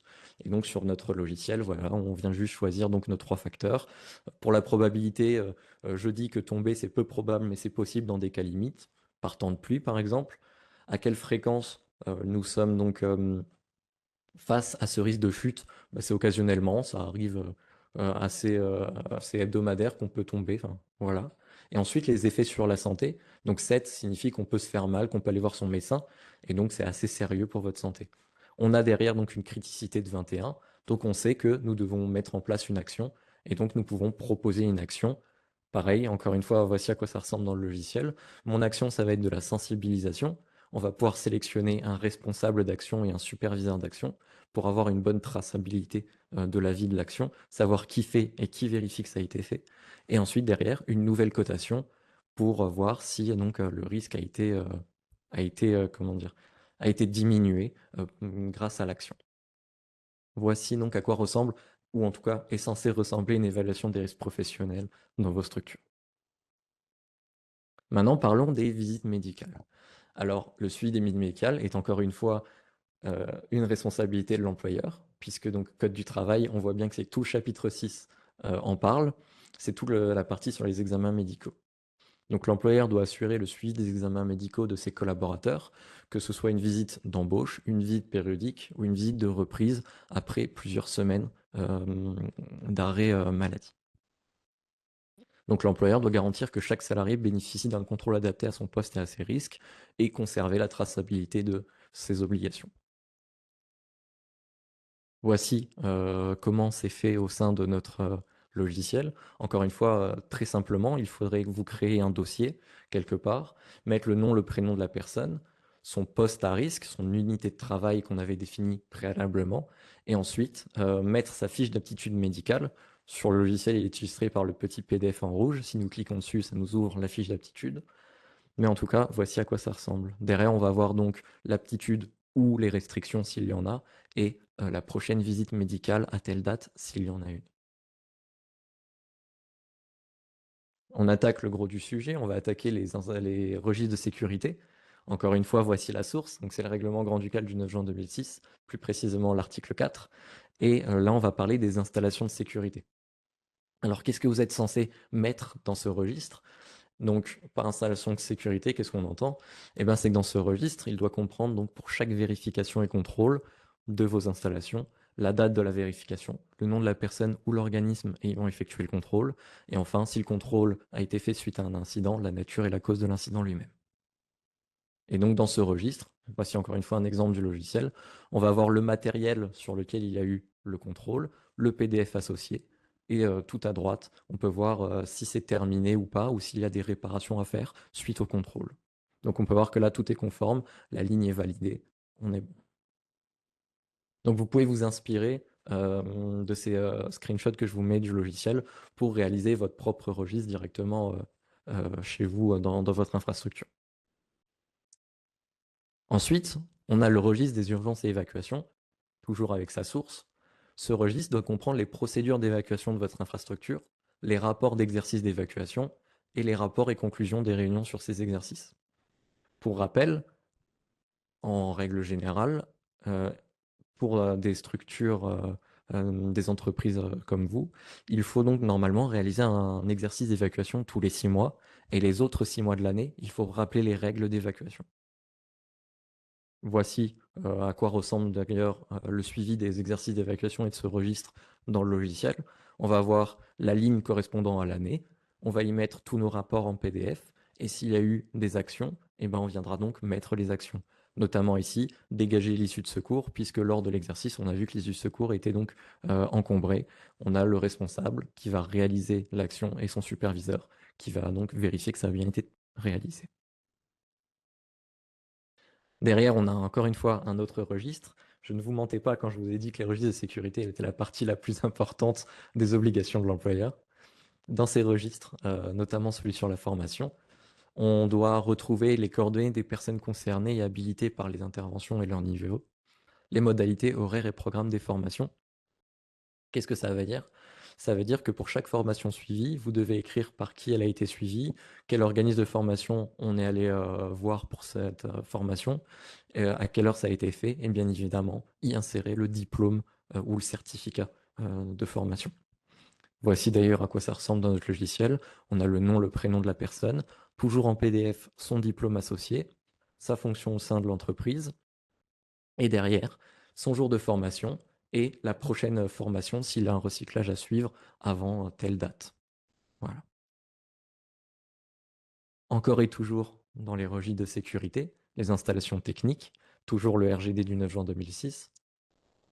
Dans ces installations techniques, Qu'est-ce qu'on doit avoir? Dans ce registre, on doit avoir les modes d'emploi de chaque machine, chaque installation et chaque équipement technique, l'autorisation d'exploitation, le commodo, donc s'il doit y en avoir, les fiches techniques des substances, préparation et produits dangereux, les fiches de travail, les travaux d'entretien et de maintenance, les pièces échangées, les transformations effectuées et toutes les données usuelles sur l'entretien et la maintenance mise en œuvre, la déclaration de conformité CE de chaque équipement, les rapports, propositions, inventaires, fichiers statistiques et autres documents rédigés ou tenus par le préposé à la sécurité, ou plus communément appelé le salarié désigné, les opérations de maintenance, les rapports des contrôles effectués, un descriptif de toutes les interventions et modifications effectuées sur la machine ou l'installation et pouvant avoir une influence sur la sécurité du personnel, les dates des interventions, et enfin le nom des personnes ou de l'organisme ayant effectué ces interventions. En soi, ça va être ce registre, un peu la base de tout votre inventaire que vous avez. Comme on peut voir sur la première ligne, installation équipement technique, c'est-à-dire que dès le moment où vous avez un équipement dans votre entreprise, que ce soit un chariot ou une perceuse à main par exemple, il vous faut donc tous les modes d'emploi et tous les documents liés à cet équipement et vous devez donc le ranger dans ce classeur. Encore une fois, voici simplement à quoi ça ressemble directement chez nous. On va avoir donc la ligne correspondant au matériel, dans ce cas-là un chariot, et en dessous, on va pouvoir joindre tous les documents obligatoires et toutes les interventions. Bien évidemment, si on n'a pas les documents, le logiciel va venir nous le rappeler, disant qu'il manque ceci, ceci et ceci. Toujours dans l'idée de continuer ces registres, on en a un autre, c'est le registre des accidents-incidents. Donc celui-là, il y a deux sources, c'est à la fois le code du travail et toujours le RGD du 9 juin. Donc dans ce registre, on doit avoir les déclarations des accidents et incidents, donc les formulaires AAA et ITM, les statistiques et enquêtes sur les accidents, c'est-à-dire qu'une fois qu'on a déclaré l'accident, il faut avoir son analyse de pourquoi il y a eu cet accident, qu'est-ce qu'on peut faire pour éviter qu'il se reproduise, etc. Et pour finir, on va avoir donc comme je viens de le dire, pardon, les analyses faisant suite à ces accidents. Voici au fait pour votre connaissance donc à quoi ressemble le registre d'accident sur notre outil informatique. On va voir le type d'accident, s'il s'agit d'un accident de travail ou de trajet, la victime, donc l'accidenté, la date et l'heure de l'accident, le lieu, forcément, de quelle unité de travail, dans quelle unité de travail faisait partie donc le collaborateur, et enfin, s'il y a certaines actions à mettre en place, on pourra donc les lister ici.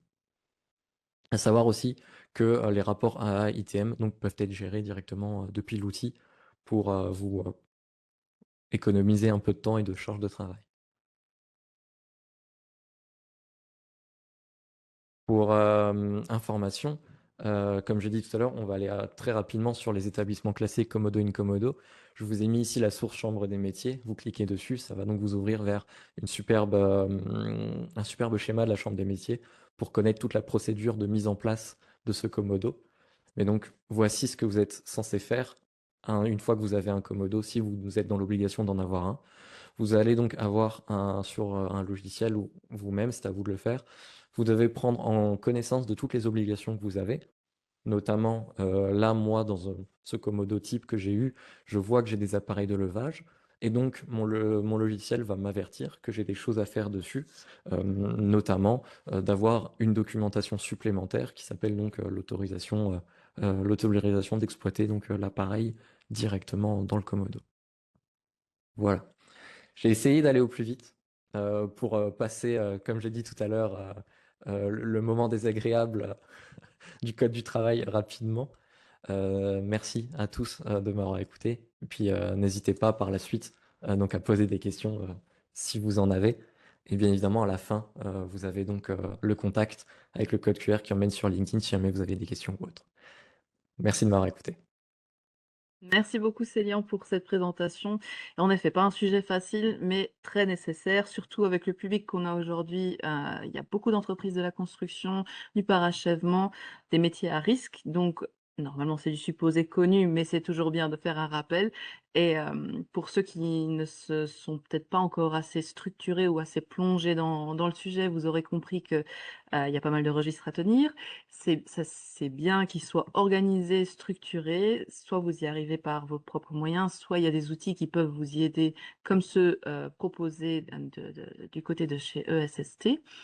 Heu À vous de trouver la bonne stratégie qui fonctionne pour vous et votre entreprise, mais vraiment la santé et sécurité, aussi bien les obligations légales que le petit en plus, que les obligations légales, c'est, vraiment un plus important pour votre entreprise. Je vois qu'on a une question dans le chat, on la reprendra à la fin et là, je vais inviter monsieur Laurent Peuch et monsieur Tom Krier, s'il vous plaît, à partager leurs écrans. On va parler de la pré-retraite progressive. L'artisanat, est un peu vieillissant, donc ça serait bien de ne pas perdre toutes ces belles compétences et ces acquis dans les entreprises et de les transmettre au fur et à mesure. Donc voilà, je vous laisse la parole. Merci beaucoup. Oui, bonjour. Vous m'entendez? On vous entend, super. Ok. Je vais ouvrir les Et caméras. Vous me voyez également? on vous voit également. Pour le moment, l'écran est encore, dans l'écran Oui. PowerPoint, pas en mode partage pour le moment. Là, Voilà, normalement. là c'est parfait. Merci Ok. beaucoup. Je vous en prie. Donc, je me présente. Mon nom, c'est Tom Krier. Je travaille au ministère du Travail. Ça fait maintenant 6 ans et demi à peu près que je suis dans le service pré-retraite. Donc, moi, je suis toujours concerné pour les dossiers de pré-retraite. On est à deux dans le service, Monsieur Laurent Pierre et moi. Monsieur Laurent Poche, il vient de l'ADEME. Nous, on est toujours en contact avec l'ADEME niveau embauche de compensation. C'est pour ça que j'étais en contact avec lui et moi, je reprends plutôt la parole pour la partie volet pré-retraite progressif parce que nous, on est un peu plus concernés dans ce domaine. Donc, moi, j'essaye de vous expliquer un peu cette mesure plutôt positive pour les salariés, employeurs et même pour l'État. Dans une quinzaine de minutes, ça va être quand même assez difficile pour ne pas rentrer trop dans les détails, mais je fais mon mieux pour vous expliquer un peu la mesure qui est quand même assez attractif pour les employeurs et même pour les salariés plutôt âgés, hein. Donc, je commence. C'est quoi la pré-retraite progressive? Bon, une pré-retraite progressive, c'est une mesure qui permet aux salariés de diminuer le temps de travail, hein. Il faudra avoir au moins 57 ans. Cette pré-retraite permet également aux employeurs de garder l'expérience des salariés en fin de carrière et pour former des nouveaux salariés qui sont embauchés donc pour remplacer le dossier de pré-retraite progressif. Pour l'État, c'est une mesure également plutôt positive parce que nous, on demande un chômeur, un demandeur d'emploi inscrit à l'ADEME. Ça nous permet donc de donner la possibilité à un salarié âgé de réduire le temps de travail et pour un jeune, pour trouver un nouveau travail et qui sera donc le cas échéant formé par cette personne en pré-retraite. Il y en a des conditions pour l'employeur, ça veut dire pas tous les employeurs sont éligibles à cette mesure. Il y a toujours une possibilité pour écrire cette pré-retraite progressive dans la convention collective de travail. Il y a également une possibilité pour des employeurs qui n'ont pas de convention collective de travail en interne pour faire une convention spéciale. Ça veut dire l'employeur peut faire toujours une demande au ministère en demandant cette mesure de pré-retraite progressive pendant une durée de 1 année, 2 années, même 3 années. Pendant cette période, l'employeur peut accepter ou donner cette mesure à ses salariés, hein. Si c'est inscrit dans la convention collective de travail, c'est un droit aux salariés qui sont dépendants de cette convention collective de travail. Dans la convention spéciale, c'est un peu autre chose. L'employeur peut faire une demande, mais il n'est pas obligé d'accepter la demande du salarié. Ce qui est très important, voilà, ça on a déjà vu maintenant, la convention collective de travail, c'est inscrite dedans, expressivement inscrite dedans cette pré-retraite progressive, bon, c'est un droit aux salariés, hein, s'il remplit les conditions. Pour la convention spéciale, comme on a déjà vu, c'est pas une obligation pour l'employeur d'accepter la demande, hein. Ça veut dire il peut accepter des demandes, mais il n'est pas obligé. La durée de travail, si le salarié part en pré-retraite progressif, il peut diminuer son temps de travail entre 40 et 60% de son travail actuel ou de son travail avant le début de pré-retraite. Ça veut dire pour un temps plein, normalement c'est 16 heures par semaine au moins et 24 heures par semaine au maximum. Donc c'est même possible de continuer à travailler une semaine sur l'autre. Là, on serait à 50%. Ce qui est important pour nous, pour le ministère, pour le Code du travail, qu'à la fin du mois, le nombre d'heures soit presté comme c'est prévu, hein. C'est même écrit dans un avenant au contrat de travail. Ça veut dire qu'il y a une désaffiliation du salarié qui part en pré-retraite au niveau centre commun, mais il sera réaffilié. Ça veut dire à 50% par exemple en tant que travailleur et à 50% en tant que pré-retraité. Ça, c'est une situation très importante. Et puis, nous, on va recevoir un avenant qui reprend donc les données ou les informations concernant la situation de travail du salarié. Les conditions pour les salariés, donc pas tous les salariés sont toujours éligibles à cette pré-retraite, même s'il y a déjà un droit pour l'employeur pour faire des demandes, hein. L'employeur, il est éligible, ça ne veut pas dire que tous les salariés ont droit à cette mesure, hein. Il y en a des conditions qui sont quand même à respecter. Le Code du travail, il est plutôt vraiment concret aussi dans ces articles. Donc, le salarié, il doit avoir 57 ans. Le plus tôt possible, c'est toujours le premier du mois qui suit le 57e anniversaire. Le début d'une pré-retraite, ça se fait toujours le premier du mois. Le salarié doit avoir travaillé au moins à 75% les 5 dernières années. Ce qui est très important, il n'y a pas de moyenne qui est prise en compte. Ça veut dire une personne qui a travaillé à 50% pendant 2 années, puis à 100% pendant 3 années. Oui, en moyenne, il sera au-dessus, mais il faut vraiment avoir travaillé à 75% au moins pendant les 5 dernières années pour être éligible à cette mesure. Puis, important également, il y a aussi un peu de changement au niveau retraite maintenant dans la nouvelle législation à venir. Bon, on n'a pas encore toutes les informations concernant les départs ou les mois supplémentaires pour la retraite, mais pour la pré-retraite, il reste toujours la même chose. Il faut avoir absolument droit à une retraite anticipée, voire pension de vieillesse anticipée après la fin de la pré-retraite.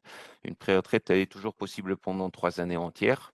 Et après la fin de la pré-retraite, il faut avoir droit à une retraite anticipée. Donc, les salariés font toujours les démarches auprès de la CNAP, Caisse nationale assurance pension, pour demander un certificat d'ouverture des droits qui donne la date exacte du départ possible. Même s'il y a une personne qui a commencé très tôt à travailler, qui avait jamais d'interruption et qui a commencé à travailler avec 17 ans, elle a déjà droit à une pension de vieillesse anticipée, voire retraite légale à l'âge de 57 ans. Ça ne veut pas dire qu'une pré-retraite n'est plus possible. Ça veut dire une pré-retraite progressive est même possible pour les salariés qui ont déjà droit à une retraite anticipée, voire pension de vieillesse anticipée. Ça, c'est une question qui est quand même posée assez souvent. On peut toujours rester en pré-retraite même si on a droit à une retraite légale. Ce qui est également très important en pré-retraite progressif, on peut continuer à travailler, je dirais, on peut faire encore une activité accessoire, même sur la partie où on ne travaille plus. C'est pas vraiment prévu et c'est pas vraiment le but de la mesure, hein. Le but de la mesure, c'est à diminuer le temps de travail, mais il y en a aussi des salariés qui continuent à faire donc des activités accessoires autre part. C'est une possibilité, ce qui est très important. Il faut pas dépasser la moitié du salaire social minimum applicable aux salariés concernés, hein. Donc, si c'est un salarié avec comment dire, j'ai un peu perdu maintenant, un salarié qui a fait des études, donc lui, il a le droit à une activité accessoire rémunérée de façon salaire social minimum. J'ai perdu un peu la situation. Donc, le salaire social minimum hein, c'est pour un salarié normal. Le salaire social minimum appliqué aux salariés concernés, ça veut dire un salarié qui a fait des études, donc c'est le salaire social minimum qualifié, hein. Excusez-moi, j'ai cherché un peu le mot et j'ai un peu perdu la situation. Le cumul d'une pension en pré-retraite n'est pas possible. Ça veut dire on ne peut pas avoir une pension, ou même ici au Luxembourg ou à l'étranger, si on est en pré-retraite. Donc, on a seulement la possibilité de prendre une chose et pas les deux en cumulant, hein. Et, voilà, l'affiliation chez le même employeur, le dernier employeur qui fait la demande, le salarié doit être affilié 5 années auprès de lui au moins, avec un taux d'occupation à 75%, ce qu'on a déjà vu. La durée d'indemnisation en pré-retraite, voilà, les 3 années entières, ça c'est possible entre l'âge de 57 et 63 ans accomplis. La pré-retraite, elle prend normalement toujours fin le jour avant le 63e anniversaire. Si la personne n'a pas droit à une pension de vieillesse anticipée, voire retraite légale, comme ici au Luxembourg, parfois à l'âge de 65 ans, la pré-retraite peut s'étendre jusqu'à l'âge de 65 ans, mais toujours seulement pendant une durée de 3 années maximale. Ça veut dire une personne qui n'a pas droit à une pension de vieillesse anticipée, mais seulement à une retraite à l'âge de 65 ans, il peut partir au plus tôt possible en pré-retraite progressif à l'âge de 62 ans. C'est pour donner quand même la possibilité aux salariés qui ont commencé très tard à travailler avec des interruptions, avec des enfants, pour donner quand même la possibilité aussi à ces salariés-là. Voilà, pour le financement, c'est une situation très importante également pour l'employeur. L'employeur, il rembourse à 100% cette partie de pré-retraite. Donc, ça veut dire le salarié qui part en pré-retraite progressif continue à travailler à 50%, par exemple, hein, à un mi-temps.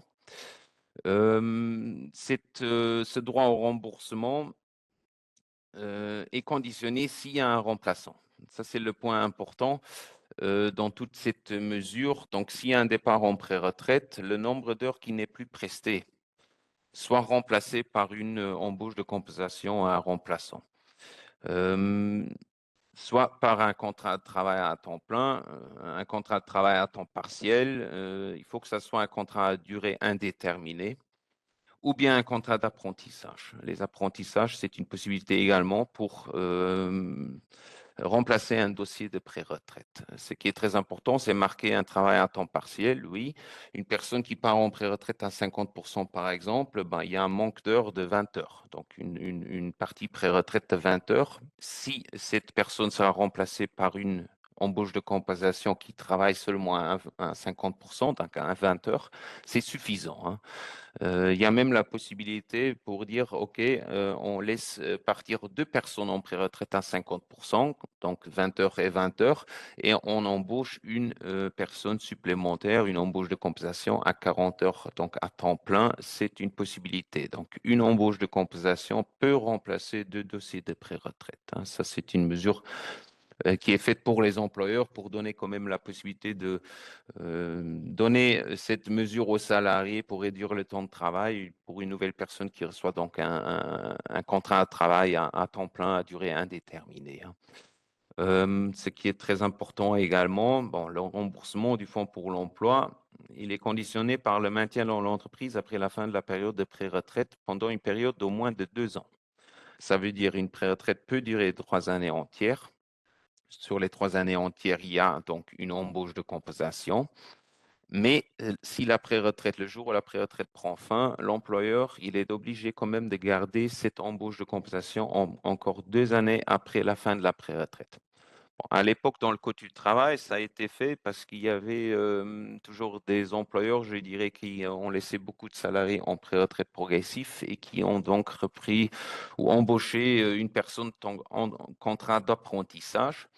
Le jour où la pré-retraite a pris fin, bon, ils n'ont plus gardé l'apprenti, ils n'ont pas donné la possibilité de travailler chez lui et ça a été donc prévu dans le Code du travail pour garder quand même cette personne, pour éviter qu'il y a vraiment juste une embauche à cause de cette pré-retraite pour remplacer la durée de la pré-retraite et puis après, il n'a pas gardé le travail, hein. Ça, c'était marqué dans le Code du travail il y a quelques années, donc ça a été mis à jour pour éviter cette situation, hein. Pour avoir droit au remboursement, il y a toujours un décompte mensuel qui est envoyé au ministère, hein. Ça veut dire l'employeur, il paye quand même la partie où le salarié continue à travailler, mais l'employeur, il continue aussi à payer son indemnité de pré-retraite. Ça veut dire à la fin du mois, l'employeur, il paye les deux parties au salarié et le ministère, il fait le remboursement à l'employeur après avoir reçu un décompte, une demande de remboursement qui normalement est envoyée au ministère chaque mois.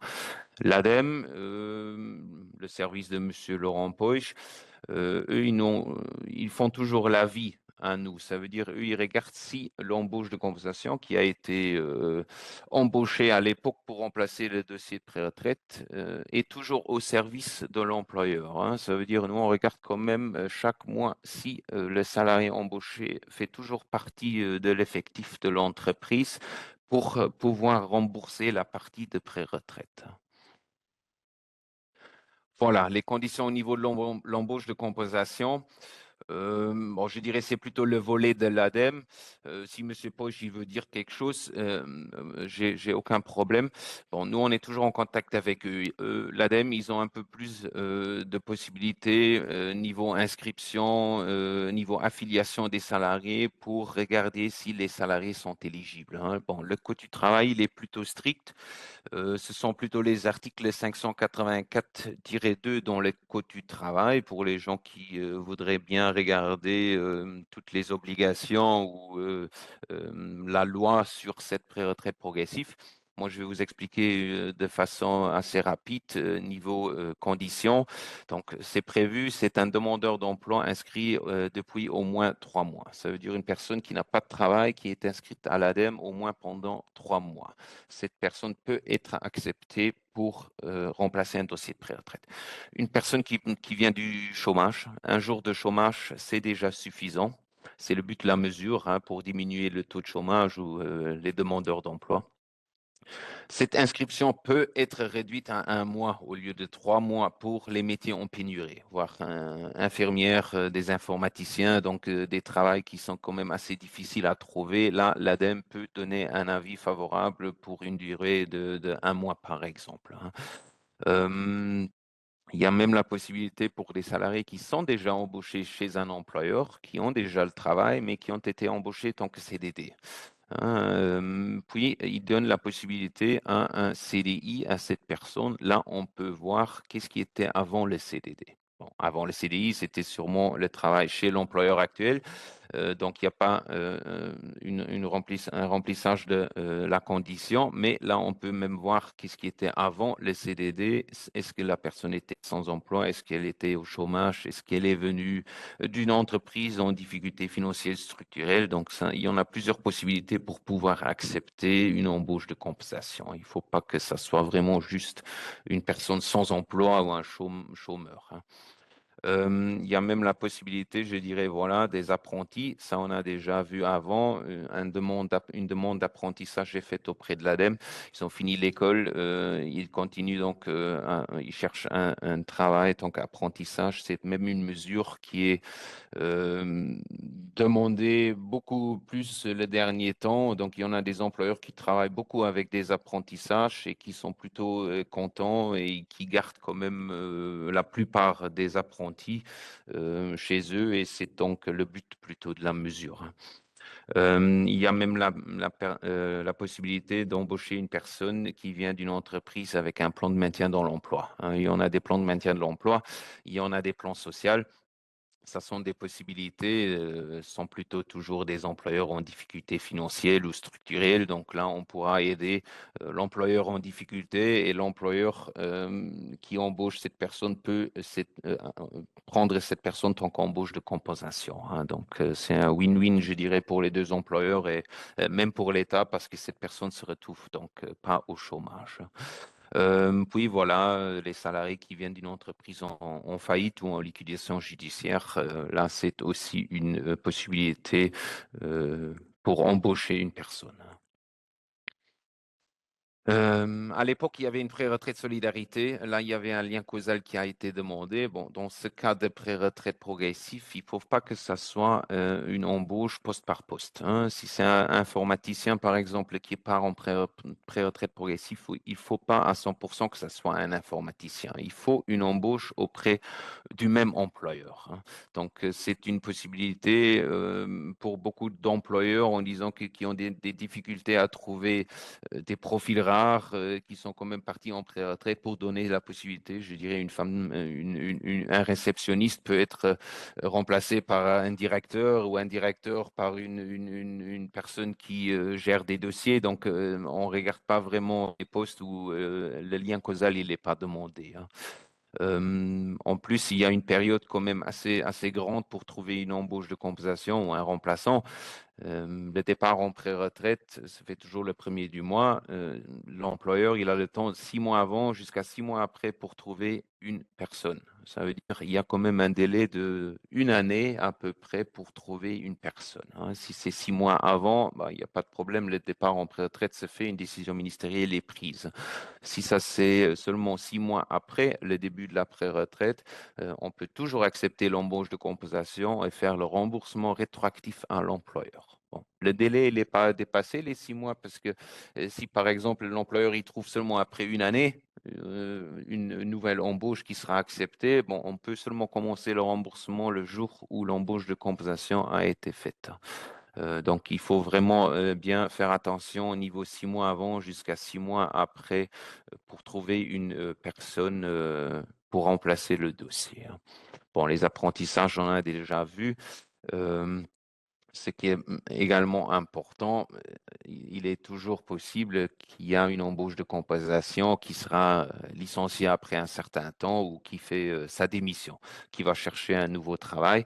Il y a toujours la possibilité de trouver une nouvelle personne en dehors les 2 mois, hein. Ça veut dire le Code du travail donne quand même la possibilité, après la désaffiliation, d'avoir encore le temps, en dehors 2 mois, pour trouver une nouvelle embauche de compensation pour remplacer le dossier de pré-retraite pour ne pas perdre le droit au remboursement, hein. Si les 2 mois sont dépassés, on peut seulement refaire ou recommencer le remboursement le jour de l'affiliation du nouveau remplaçant. Les démarches par l'employeur, oui. Bon, d'abord, il faudra être éligible à la pré-retraite progressive. Ça, on a vu au début, soit convention collective de travail, soit une convention entre le ministère et l'employeur. Puis l'employeur, il va recevoir nos formulaires. Ce sont des formulaires 5-6 pages plutôt pour un dossier de pré-retraite. Puis voilà, sur avis de l'ADEME, ça c'est également pour les embauches de compensation pour que le dossier soit complet, hein. Euh, pour avoir, si une pré-retraite progressive débute, il ne faut même pas avoir le dossier avant le début de pré-retraite. Ça, on voudrait bien changer dans le Code du travail prochainement.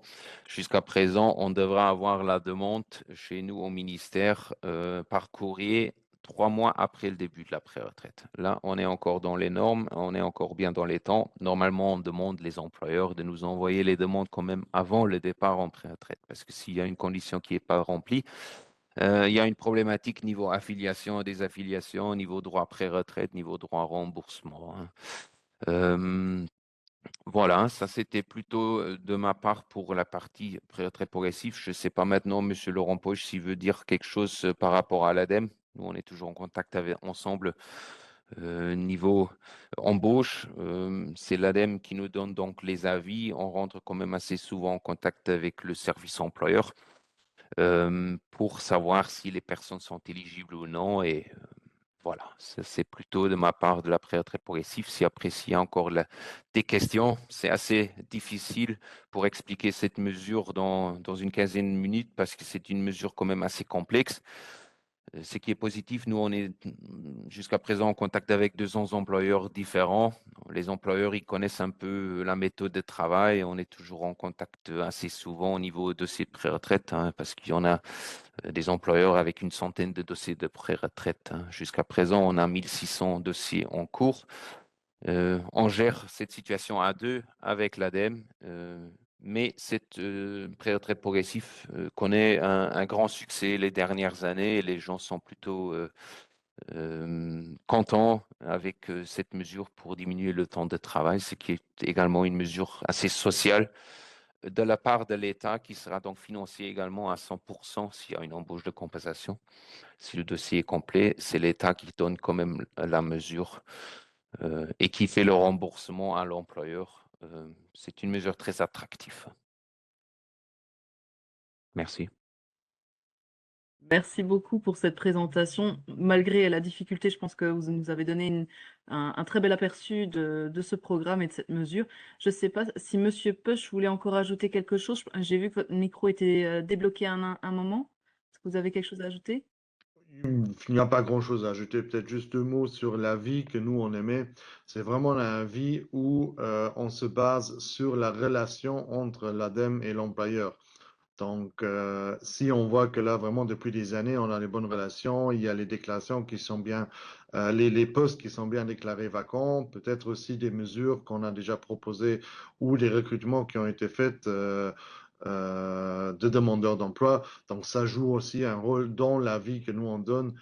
Certes, si on voit qu'une société recrute tous les ans 20 personnes et ils n'ont aucun poste déclaré, ben là, il y a moins de bases de discussion si jamais il y a une question sur la durée ou sur le profil.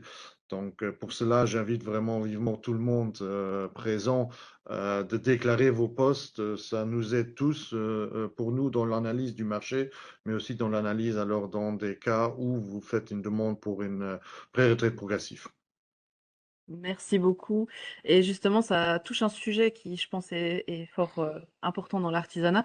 Il y a souvent des postes qui sont ouverts dans l'artisanat, mais qui ne sont pas déclarés à l'ADEME. Du coup, malheureusement, certains métiers ne sont pas déclarés comme étant en pénurie, alors que je pense que dans l'artisanat, il y a quand même pas mal de métiers qui sont en pénurie. Donc, je rejoins Monsieur Push dans cette invitation à déclarer les postes vacants.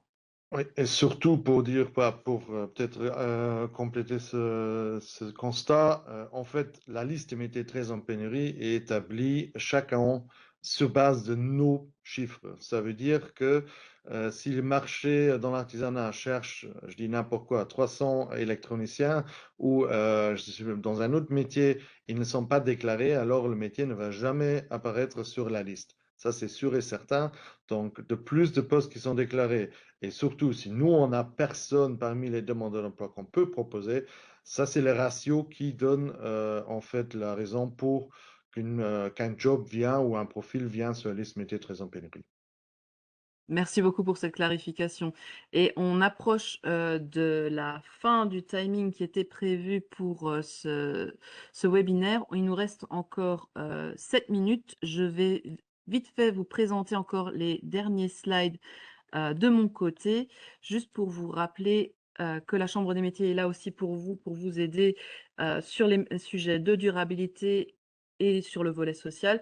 Donc, de façon plus générale, sur le volet de durabilité, sachez qu'à la Chambre des métiers, on a un accompagnement personnalisé gratuit sur place dans l'entreprise, aussi bien sur les sujets de digitalisation, d'innovation, mais de développement durable ou de décarbonation aussi. On fait des webinaires, des conférences ou des ateliers pratiques pour vous sensibiliser aux différentes thématiques. On écrit des brochures, des guides dont certaines sources ont été utilisées pour cette présentation par certains de nos intervenants, ce qui nous fait très plaisir d'ailleurs. N'oubliez pas que vous avez droit à des formations aussi, et nous avons le plaisir d'avoir des formations que vous pouvez avoir sur le développement durable. Elles sont gratuites et en plus, vous touchez des primes de compétences climatiques à hauteur de 135 € pour 8 heures de formation. Donc, je répète, les formations sur le développement durable à la Chambre des métiers, nous avons un catalogue dédié sur lequel vous avez des formations gratuites et vous touchez une prime de compétences climatiques. Et il y a le travail de fond, naturellement, que la Chambre des métiers fait depuis toujours, sur tous les sujets, mais aussi sur le sujet de durabilité. Donc, c'est écrire des avis sur les projets de loi, représenter les artisans dans les différents groupes de travail au niveau national de la grande région ou internationaux, donc aussi au niveau européen. Et on va aussi défendre les positions des artisans. Donc, n'hésitez pas à nous remonter vos feedbacks de difficultés que vous rencontrez au quotidien.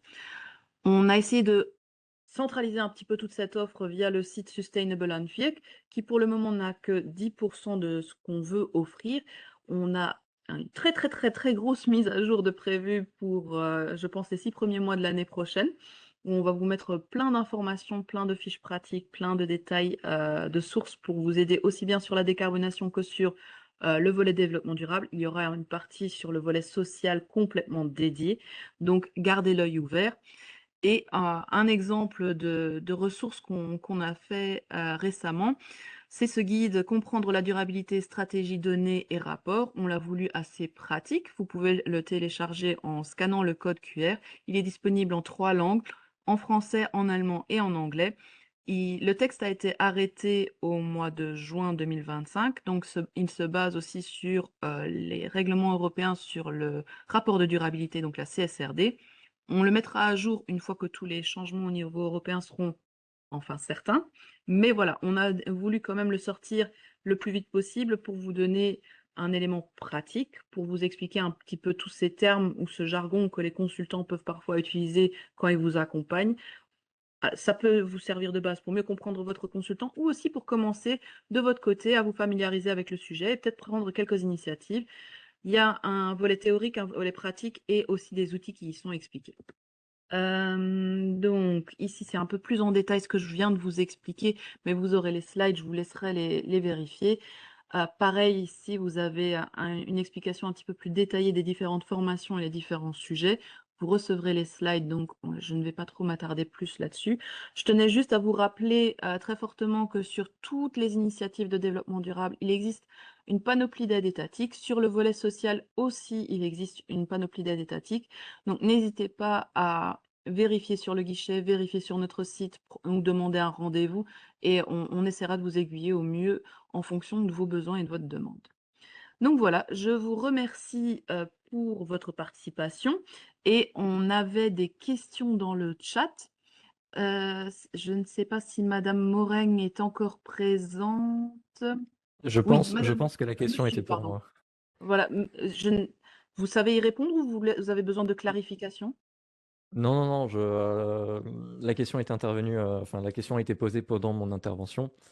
Mais pour revenir du coup sur toutes les obligations qu'on aura pu présenter, il y a une petite chose à clarifier, c'est que la fonction de salarié désigné ne peut être externalisée, mais ses missions, oui. Vous êtes dans l'obligation d'avoir un salarié désigné dans vos effectifs. Par contre, les missions du salarié désigné, comme la mission de tenir les registres, peut être donc externalisée. Alors, je vois que la question parle du centre de compétences et qu'effectivement, ils ont des données de certains de ces registres directement chez eux. Alors oui, c'est possible, mais il faut vous assurer que ces données soient aussi directement chez vous. Il faut que vous ayez une copie de tous ces PDF, de tous ces documents. Je ne sais pas trop lesquels vous parlez, mais en tout cas, il faut avoir ces copies directement chez vous dans votre infrastructure. Et c'est comme ça que vous serez 100% compliance, donc vous répondrez à 100% à la législation luxembourgeoise. Voilà, j'espère avoir clarifié la situation. Merci beaucoup pour ces clarifications. Je ne sais pas s'il y a d'autres questions chez les participants. N'hésitez pas à débloquer votre micro si vous souhaitez intervenir ou à nous envoyer vos questions dans le chat. Pour le moment, je n'en vois pas. Et je vérifie les participants si je vois un micro débloqué ou alors peut-être une main levée. Je n'en vois pas non plus. Il est 10h59. Ne voyant pas de main levée ni de micro ouvert, je vais juste alors simplement vous remercier tous pour votre présence. Je vous reconfirme que le replay sera disponible, les slides vous seront envoyés. Un grand merci d'avoir été présent, un grand merci à tous nos intervenants. Merci d'avoir été d'être disponible. Et Nancy, tu veux peut-être rajouter un petit mot? Je vois que ta caméra est débloquée, non? Non, c'était Ok. pour dire bonne journée à tout le monde. Ok. D'accord, bah ça va. Un grand merci à tous et très bonne journée à tout le monde. Au revoir. Merci, au revoir. Au revoir à tous. Au revoir. Au revoir. Au revoir, merci.